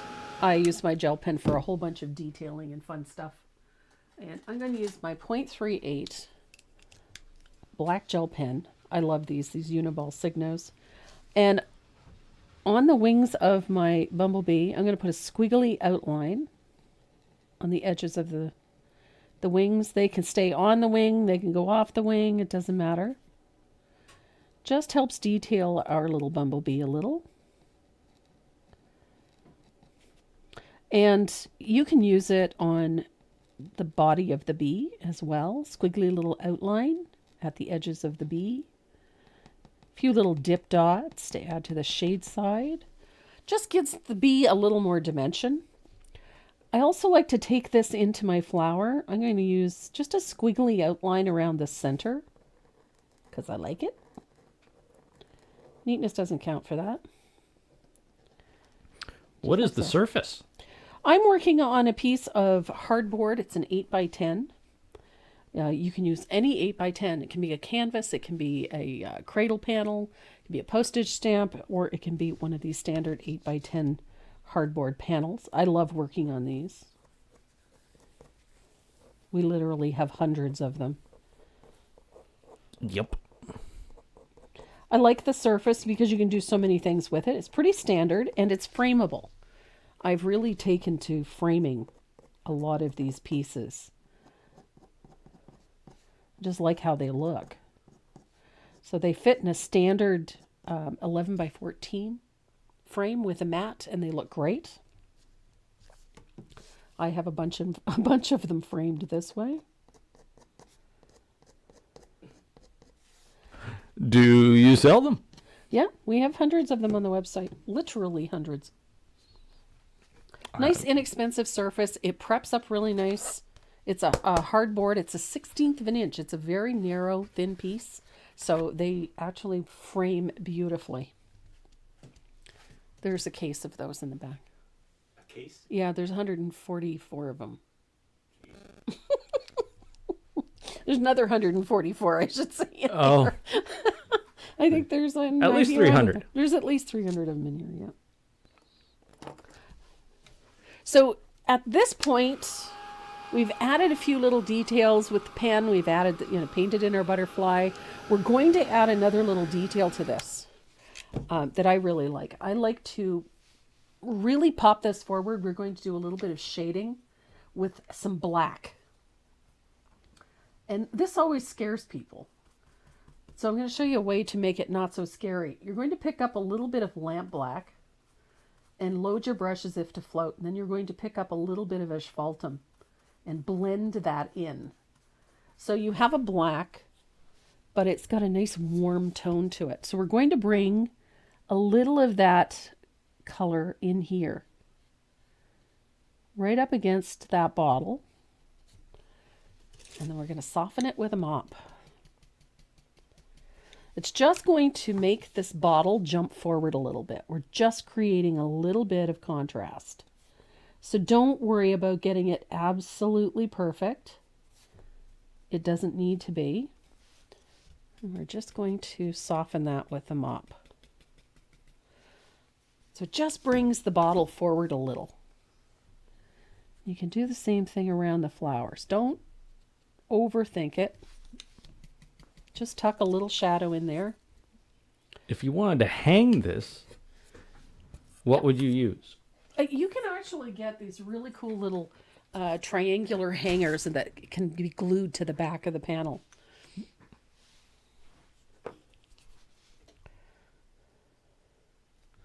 So inside the lettering on the red background, you're going to put a little bit of that soft black. I call it soft black. It's not really a soft black, but you could use soft black. Soft black works beautifully on red. Also works beautifully on dark blue. But that little shadow is going to make our lettering pop up. It's going to give us a nice oomph that we need. It does not have to be perfect. It's just a little shadow. Just a little one. You can tuck a little of that black in behind the flowers. Just soften the edge of the float so it's not a harsh shadow. So I think I'm happy. I think. That works for me. Okay. So by doing all of that shading in there now, it's going to make something really simple. I missed a spot. I gotta go. I just realized I missed a spot right here underneath that leaf. Just a little bit. It's important that I get that one. There we go. So I've just put a little shadow in there. It doesn't have to be much. Doesn't have to be perfect. But it just gives this little depth. I haven't been as heavy-handed with the antiquing as I ordinarily am. So we're going to come up here to the Farm Fresh, and we're going to use that same mixture, that lamp black, and then a little bit of asphaltum. I'm putting on a smaller angled shader. We're going to put little shadows inside the lettering to the right, just like that. And I like doing this before I paint the lettering because you don't have to be neat and tidy about it. It doesn't have to be perfect.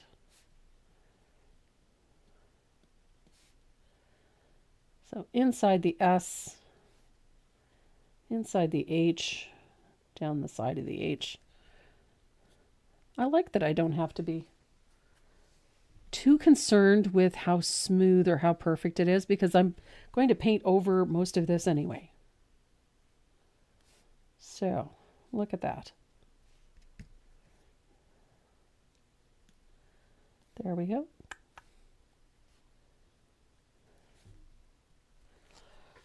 So it looks pretty rough. That's okay. So we're going to start the lettering. I'm using, in this case, I am using a number 2 rigger. It's a Dynasty Faux Squirrel. I love these for a couple of reasons. They're very flexible. They hold a ton of paint. And when you press down on them, they square off like a flat brush. So you can do all sorts of really cool things with a rigger. So we're going to paint this lettering with warm white. And we're going to use heavily thinned white paint. That warm white.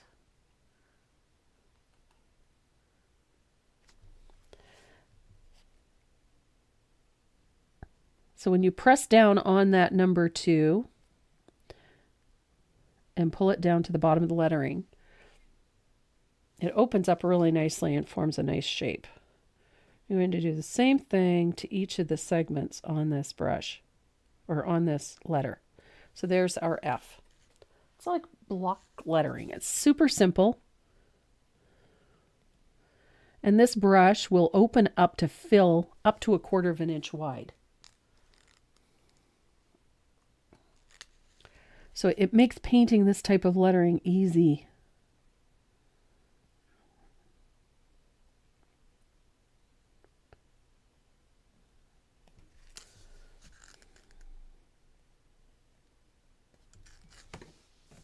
And it doesn't have to be perfect. This lettering is going to be distressed. So don't feel that you have to get it absolutely perfect, because quite honestly, it's not going to matter in about 10 minutes because we're going to sand this.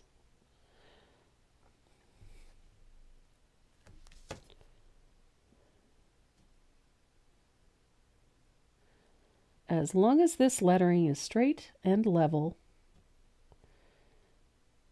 it does not need to be perfect outside of that. Straight and level is the most important part.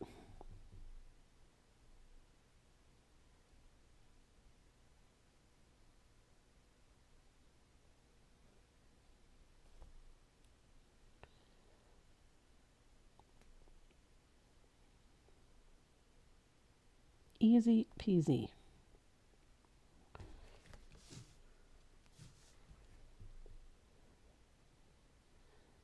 I'm not even overly concerned that it be opaque, because we are going to distress this. It's going to be aged.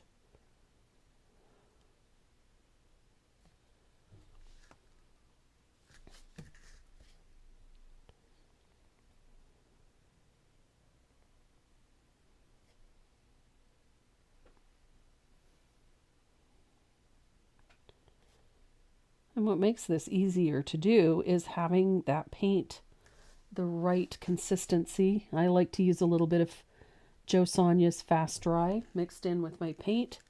Just helps it flow off the brush better.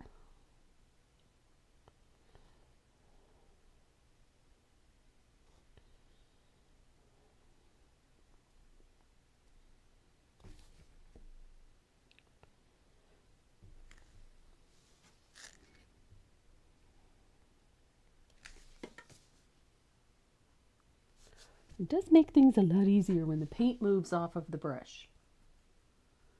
If it doesn't flow easily off of the brush, it can be frustrating.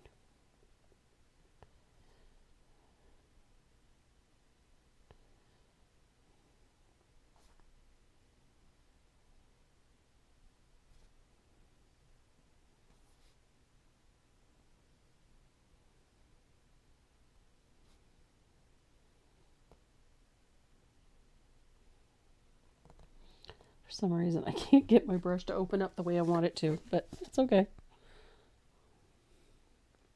There we go. So I'm going to dry this real quick. And it needs to be really dry before I tackle the next step. And this is where that thing where I tell you you need to sand in one direction and one direction only comes in. And you'll see why it's important in just a second. When you're sanding or brushing or doing whatever, try to follow one direction only. It will make everything else so much simpler in the end. And in this particular case, I'm going to make sure that this paint is really dry before I do this. I'm going to get my sanding disc, if I can find it. There it is. So I'm going to sand my lettering vertically, following the grain that I've done before. So I'm going to gently do this. I don't want to sand right through these, but I do want to soften them so that they match my background. So, there. So now it looks like I have a patch. So I take my cloth and wipe the dust off. And then I'm going to take my favorite fugly brush. Ta-da! I'm going to rinse this because it's been... And I'm going to pick up a little bit of that asphaltum. Just a little. I don't need a ton of it. And I'm going to brush some over top of Farmhouse. Very thin. It is heavily thinned. And I'm going to brush that on. I'm just avoiding my bumblebee. I'm mainly worried about the lettering. So I'm going to dry this. By doing that, I'm putting some of that color that I just sanded off back on, some of the asphaltum, but it tones the lettering. And now you can see that it's become part of that overall pattern because all of the vertical sand lines in the lettering match the vertical sand lines in the background. Where do you get the sanding discs? These ones, I've had these for years. This is called a micro sanding disc. And quite honestly, I don't know that they even make them anymore. I've had this one so long. But you can get both of these, this fine sandpaper, washable and reusable, from Home Depot. And it comes called sanding film, and it comes with a sort of a rubber background. And it works just as well.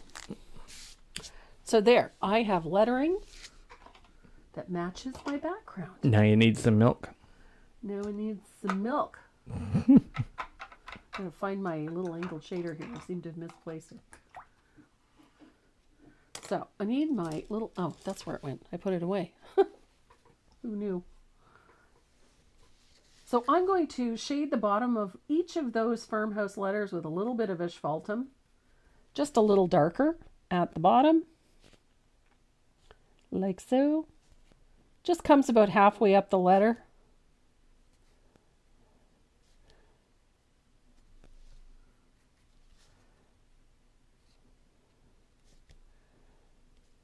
The other benefit to sanding is that now all of that, even if some letters are brighter than others, or if they, were not as opaque as others, now they all work together. So, little shadow at the bottom, doesn't have to be much. So, I'm going to dry that, and then we're going to tackle the milk. Now, the color I chose for the lettering in this is Bahama Blue for a couple of reasons. I used it as a shading color. I used it in the Bumblebee. I used it in the milk bottle. I just love this tone. I love Bahama Blue. It has a nice country feel to it. And so I decided the milk needs to have a little cooler temperature, so Bahama Blue was perfect. Never mind the fact that it's my favorite Americana color.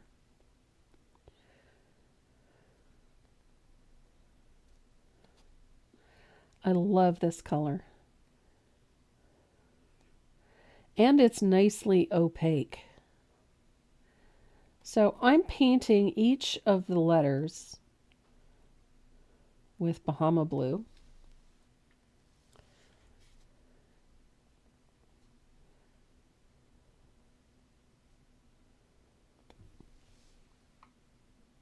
Needs a bit more, it's a little too thick. There we go. And this is where I want the edges of the lettering to be nice and crisp. As remember when we were painting, putting in the shadows, we weren't really worried about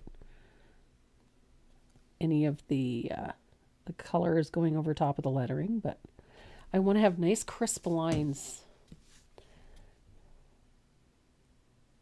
And that's where that rigor comes in. I can get those nice crisp lines.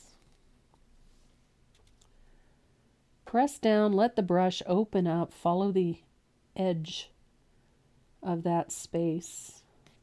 Let the brush do the work. And look at that, nice straight edges. And then because that brush acts like a flat, you can pull it like a calligraphy brush. So you can get into those nice little corners just by working on the chisel edge of the brush. Is there going to be a pattern for the new rustic tag ornaments? Yes, there is.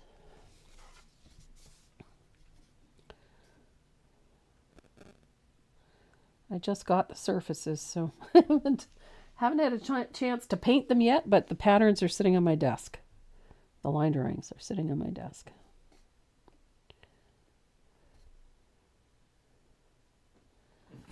Andrea George. Having a puppy is so close to having a new baby. When will I be able to sleep through the night? In about a year. Ish. Depending on how your potty training's going. Yeah. If your housebreaking is going well, then should be, well, she was pretty quick. Yeah, she was about 4 months, 5 months. 4 or 5 months Yeah. before she was sleeping throughout the night. Yeah. But you better get up. She was pretty good. Maze was pretty good. No, if we could get her to stop chewing on me, I'd be happy. On you specifically. On me specifically. She chews on me.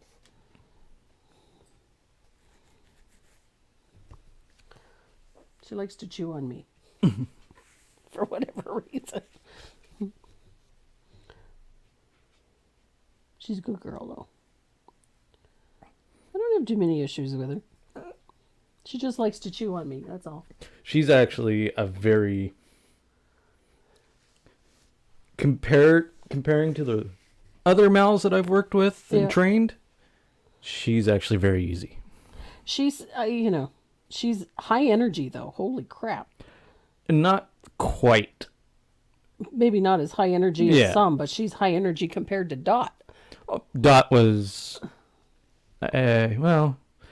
she was high energy, but I also had a lot of time to take her to the dog park and spend 4 or 5 hours there with her. Yeah. Because she was... Yeah. She was a bit. She was an eye-opener. Yeah. Maze is... Pretty maybe lax. high energy is the wrong term. She's highly intellectual, so she needs more mental stimulation than she needs does. more engagement. Yeah. She needs... Yeah. Dot didn't need the engagement. No. She was self-entertaining. She could entertain herself. Yeah. And Maze can for a short period of time. But Maze is also very... driven, needs people around. Yes. Yeah. She loves the interaction. Yeah. But she's also very quirky. She's got a bit of a personality. Yes, tons of toys to chew on. Not nearly enough, because I've never seen any. I mean, look what she did to that puzzle ball. Yeah, Holy that Deb said. crap. I mean, she Destroyed it. She destroyed it in no time. She is not the, I'm just going to sit here and nibble, nibble, nibble. She destroyed it. That's why I signed her up for Bully Make. Yeah. She seems to be enjoying those toys. Oh, yeah. Dog personality is a good thing. Yes, absolutely. Dog personality is a great thing. Maze has tons of that. She's sassy. Yes, she is. Holy crap. I've never had a dog talk back to me. Kids, yes. Obviously. Obviously. But never a dog. And she talks back. The other day I told her to get, she was bugging the cat, and I told her to leave Gizmo alone. And she did. She left him alone, but she came over to me and was just like, ruff, ruff, ruff, ruff, ruff. She told me off. It's like, holy crap. She's very mouthy. And she's very funny. Oh, yeah. She's a goof. Yeah. Upside down pretzel dog. Yeah. She is very funny. But she does let you know what she wants. Yes, there's no doubt about that. She also lets you know what she thinks about it when you try to Tell her you can't have what you want. You can't have what she wants. It's like a sassy teenager. My greyhound talks to me when she is hungry or wants to go out. Yeah. Now there's a breed of dog that I really like. Greyhounds? Greyhounds. I don't know that I could own one, but They're a lazy dog. Anytime I've ever seen one, they're cuddle bugs, I think. They'll sleep for 8 hours, run for 45 minutes, and then sleep for another 8 hours.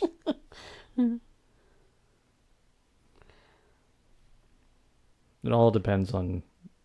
Maze will run for hours on end if you let her. Yeah.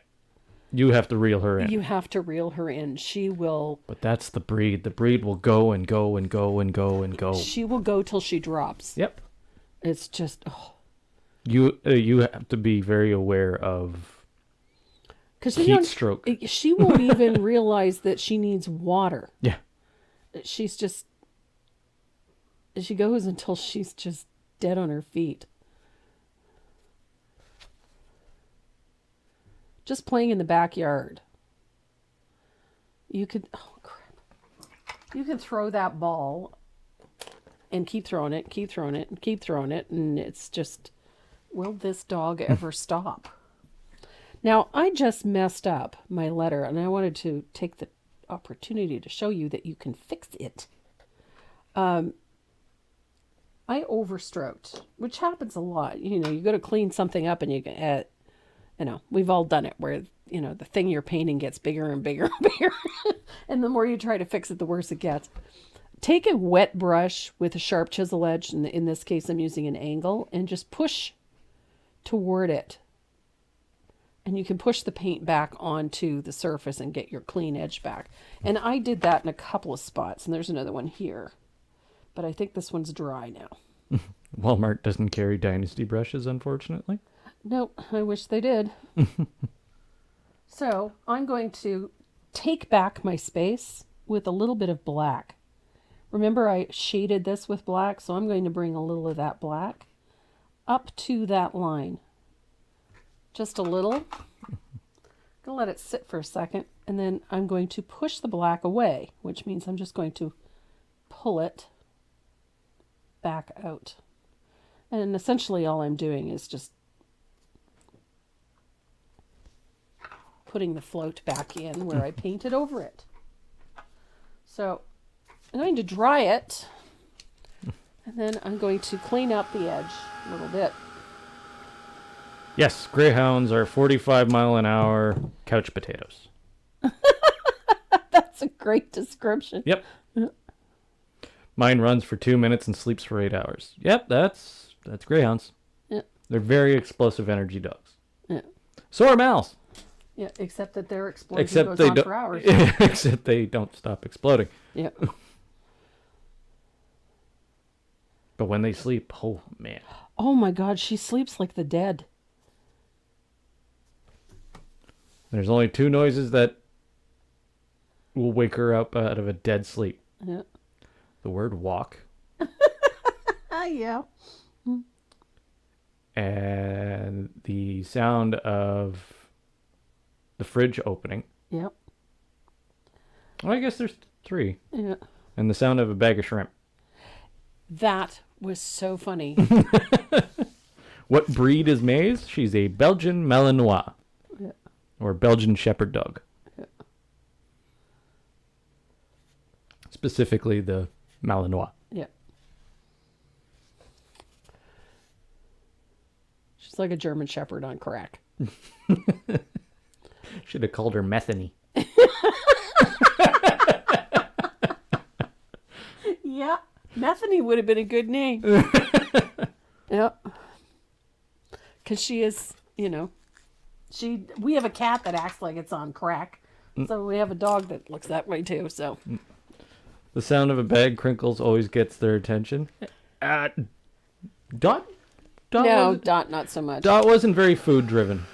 No, there were certain treats she really loved, but for the most part, yeah. Dental sticks. Dental sticks she would do handsprings for, of all things. Maze is sort of like, meh, whatever. I'll take it. Yeah. She's not too keen on the dental stick, but she loses her mind for frozen peppers, frozen sardines, and frozen chicken feet.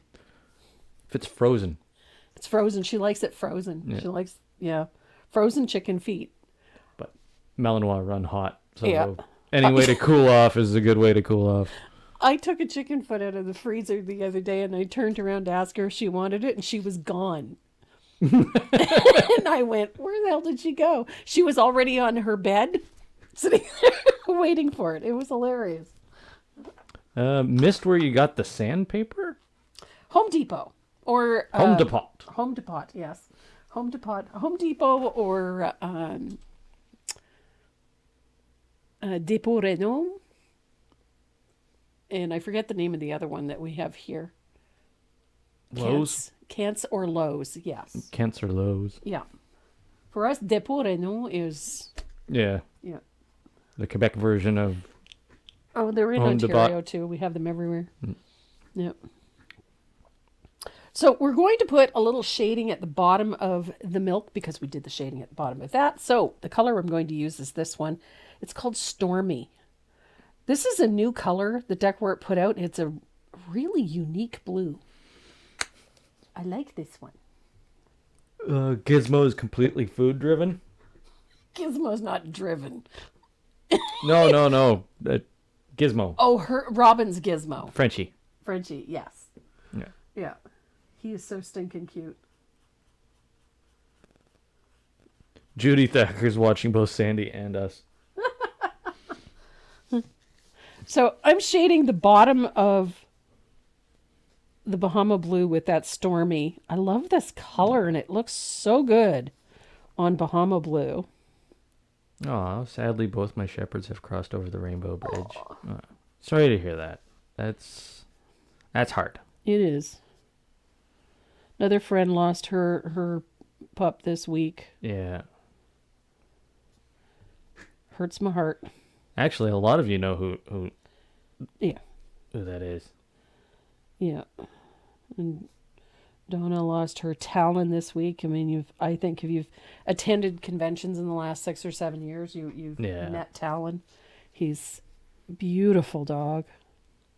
So sad to see that loss.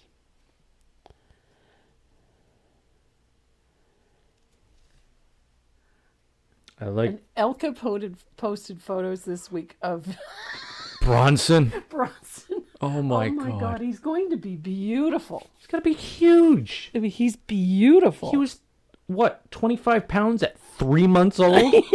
He's freaking huge.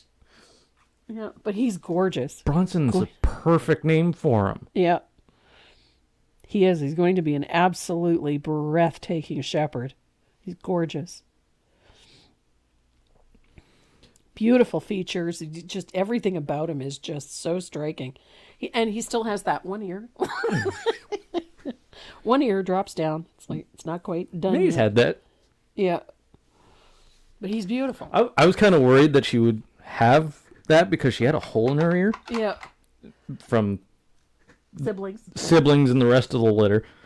But she had a hole in her ear, and I was worried that her ear was going to stay flopped. Stay floppy, and then I kind of went, I kind of hope it does. Because it's not often you see a Malinois with a floppy ear. No, that's true. They're usually standing up like radar dishes. Yeah. But she has 2 radar dishes. Yeah. So, satellite dishes.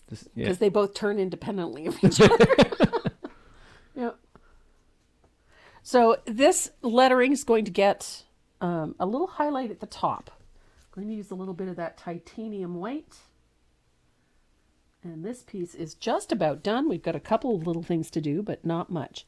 So, little highlight at the top of the lettering. I like to leave a little space. It's just a me thing. I just like that little space at the top. Maze was maybe 7-8 pounds at 3 months old. Yeah, she wasn't much more than that. Yeah, she was tiny. She was tiny. We weren't sure how big she was going to get, but I think she's a little bigger than we anticipated. No. I still think she's a little bit taller than what Dot was, but definitely not the same frame. No. Definitely She's not. very streamlined, and she's getting leaner all the time. Yeah. She's losing the puppy fat. She's losing her puppy fat. So I noticed the other day, a certain way in the sunlight, you can see those ribs. Just slightly. Just slightly. But that's part of the breed again. Yeah, that skin's going to tighten up too. Because right now she's got a lot of loose skin. Yeah. But yeah, she's really taking on more and more of the streamlined look. And I've noticed in her nose too, she's losing that bulk. Yeah. The puppy fat, so she's getting more elongated, and she is rapidly losing all of the remaining puppy. Yeah. Rapidly. And long legs. She's really got long legs. For the size of her body, yeah, she's got some long legs. So I've got a highlight on there. I like my gel pen for this. I want a little bit more contrast on these letters. So I'm going to use my gel pen to put a very fine black line up against the letter. I'm not worrying too much about having, a solid outline. I just want a little more contrast. So that's why I'm using just this thin line. I chose the pen because a lot of times the brushes just don't quite give you as fine a line as you would like, and that's why. So I'm using that little bit of black gel, and that gives me the contrast that I want. Just lifts those letters a little bit. So I'm going to dry this, and then we're going to erase all the graphite because that drives me bonkers. Just to make sure everything is the way it should be. My cat has been put on a diet to lose 3 pounds. And is not liking it one bit. I have to cut portions in half, including snacks. Yes. So, people don't realize that a cat's stomach is about the size of a shot glass. Yeah. And if you put out a bunch of food, they're going to fill up that shot glass pretty quick. Well, some cats will eat just because there's food. They'll gorge themselves. Yep.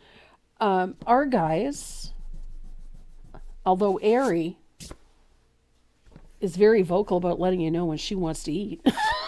And she's a pudge. but they only get very limited. Like, we measure out their food. They only get a very specific amount during the day. Neither one of them eats a ton of snacks. No. Gizmo is a big cat. And he doesn't eat much. And he does not eat much, but he still tips out at about 20 pounds. Yeah. He's slimmed down a little, though. Yeah. Since we've had Maze. But because Maze is eating the cat food.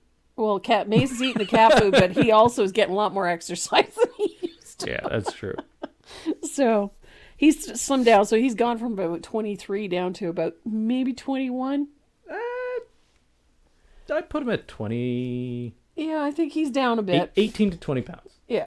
That's what I put. I still think he's on the 20-pound side, but he's trimmed out a little with Maze because he gets a bit more exercise. And Airy was neutered, was fixed. And she's a little garbage gut. If you let her, she'll eat all day long. Baby German Shepherds for sale. $300. No. Sometimes they also laugh. Hyenas. That's hilarious. Yeah, two hyena pups on the side of the road. So we've only got one more thing to do to this, and that is to add a little bit of interest with some spatter. And I like to do it with two colors, either asphaltum or lamp black. Either one will work just fine, and a little bit of warm white. So I'm going to use a little bit of both, actually. I'm going to mix a little asphaltum with my lamp black. And I'm going to spatter this generously.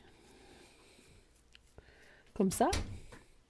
I like a spatter, especially on country and farmhouse designs. I just think it lends a little fun to it. And then I'm going to use a little bit of warm white as well, because it's fun.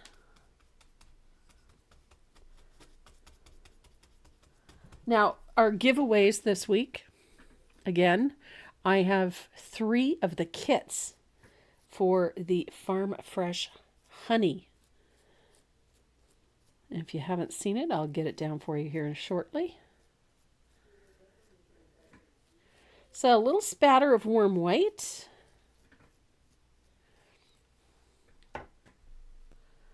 And I'm going to dry that real quick. And then I like to go around and tweak things. I like to tweak shadows, highlights, add little details here and there if I feel they need it. So whenever I feel something is not quite as bright as I would like it to be, I'll brighten the highlights. If you want to add more antiquing, you can certainly do that. If you want to deepen shadows, you can do that. That's the fun part. It's just paint. You can do whatever your heart desires with it. So, as soon as Renee comes back, we'll get him to load up the wheels so that we can spin. And I will show you the piece. So this is Farm Fresh honey. So the kit's going to include a little bee. And we have one of these hardboard surfaces for you here. And plus the colored pattern and the stencils that we use are also in there. So these kits are worth about $35, which is a nice little kit. Plus we've got some other little goodies that we tuck in. We've got a nice little pencil, mechanical pencil from Tombow, and a Tombow eraser. And we have some Dynasty brushes as well. So we got some nice little goodies included in this price pack today. Its total value is about $50 US, which is a nice little giveaway. We have 3 of those to give out today. So that is our giveaway for today. We're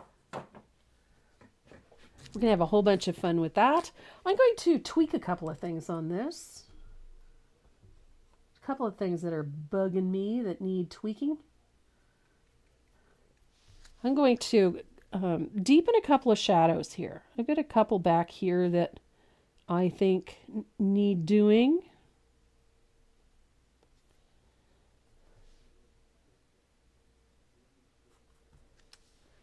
Just a little float. I'm using a little bit of thinned lamp black. I just like having that little sharper contrast in there. Little float in behind. I just find this works. I like it. And then we need a little shadow. I forgot to put one down here. Need something at the bottom of this bottle here so that it doesn't look like it's just floating in the middle of the piece. Just like that. Needs a nice little shadow. And it grounds the bottle.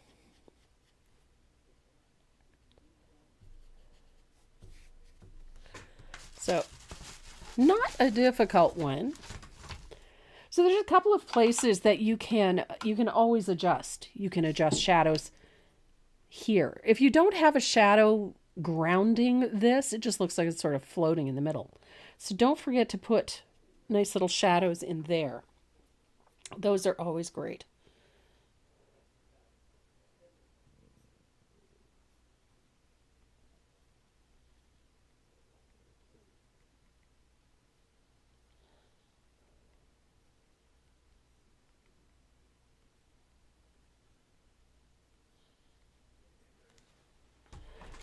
So, a couple of little things I'm looking at that I think need tweaking. Need a little bit of, you know what I forgot? We've got some leaves down here. We need some leaves.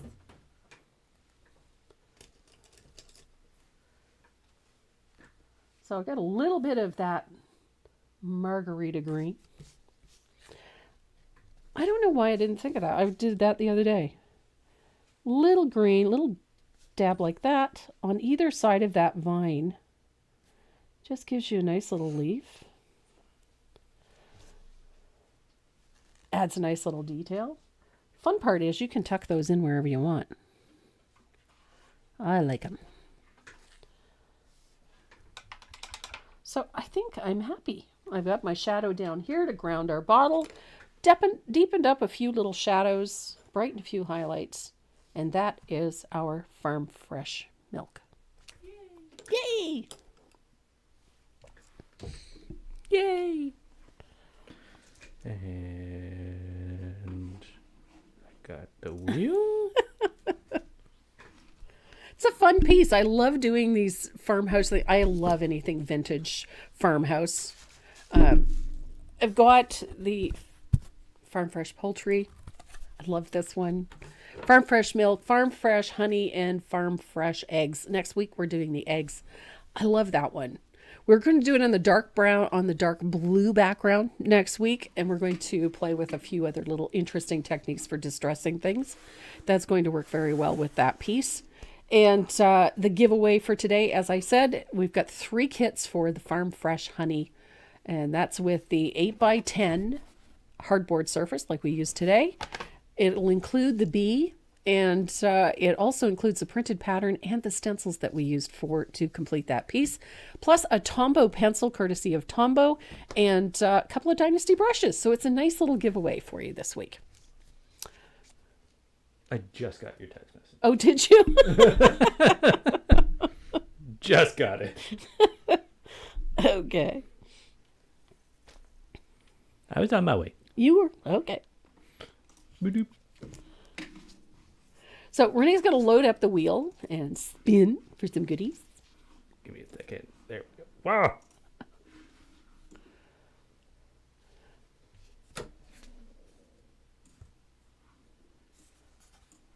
There we go.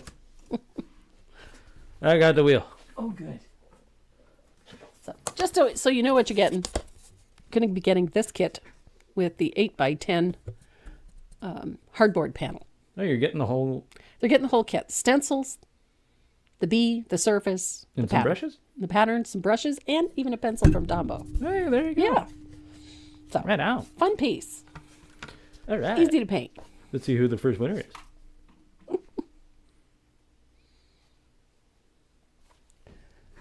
I want the whole thing without any tea. I'm going to need some tea. Paula Maldonado? Maldonado? Sure. Paula Maldonado. So if your name is called or shows up on the wheel, all you have to do is go to the website at tracymoreau.net, click on the little speech bubble in the lower right-hand corner of the screen, and send us a little message with your shipping information so that we can get your goodies out to you as soon as possible. Number 2.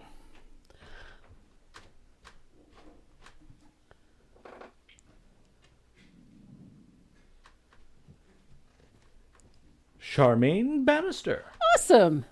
Charmaine's had a busy week. I do believe she was at the Portland retreat this week.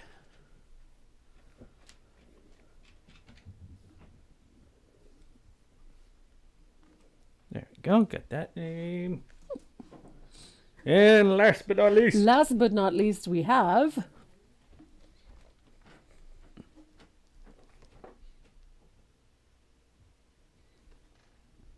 Deb Antonik. Awesome. Deb gave me a poke the other day. That's too funny. She says, I want to win something. I haven't won something in a long time. That's awesome. Deb Antonik. There we go. I'm sure she's going to be thrilled with a pattern from me. She can get them anyway. She makes my surfaces. What you're painting on right now is what she made you. That's hilarious. Congratulations, Deb. Don't worry about sending me your shipping information. I know where you live. What was your thought of the day the other day? Which one? It was like, have a nice day. Oh, yeah. Yeah. It's one thing to tell somebody to have a nice day, but you tell somebody to enjoy their next 24 hours. It sounds vaguely threatening. I like it. I kind of figured you would. My sense of humor. Yeah. Okay. All right. So those are our winners. Congratulations, guys. I hope you enjoy your project kit. Farm Fresh Honey is coming up as a live class pretty soon, so keep your eyes peeled for that. If you're not subscribed to my newsletter, please hit the subscribe button on my website and join us, because we send you coupon codes, we send you some free goodies, first access to new patterns and first access to new free printables and things like that, as well as any upcoming news for the website and for the lives. We give you a schedule. If you are not part of my paid membership group, please consider it. We have a lot of fun. We do all sorts of cool projects, have lots of fun giveaways, and we do lots of challenges. So come and join us if you don't. And to do that, all you have to do is go to my YouTube channel and hit the blue join button, and then choose the level that you want to join us with. Oh, there's Deb. Oh, is she celebrating? Yeah, she said, woohoo, I won something. Yeah, she'll be so thrilled when she gets it. She likes the pencils. It's all good. Oh, it's the pencils. Yeah, she wants the pencils. I don't think she wants the pattern. But it's all good. All right, guys, that's it for us this week. Thanks so much for joining us, as you always do. We appreciate you so much. Deb did say you can select a new winner. No, we're not going to do that. We're not doing that? No, she doesn't win very often, so I can't even remember the last time she won something. It's true. She said you can select a new winner. I know, but she wins. That's very... It's generous, but no. It's happening. It's happening. Now I do it out of spite.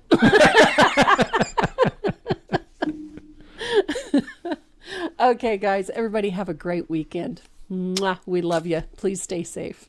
And pet your dog.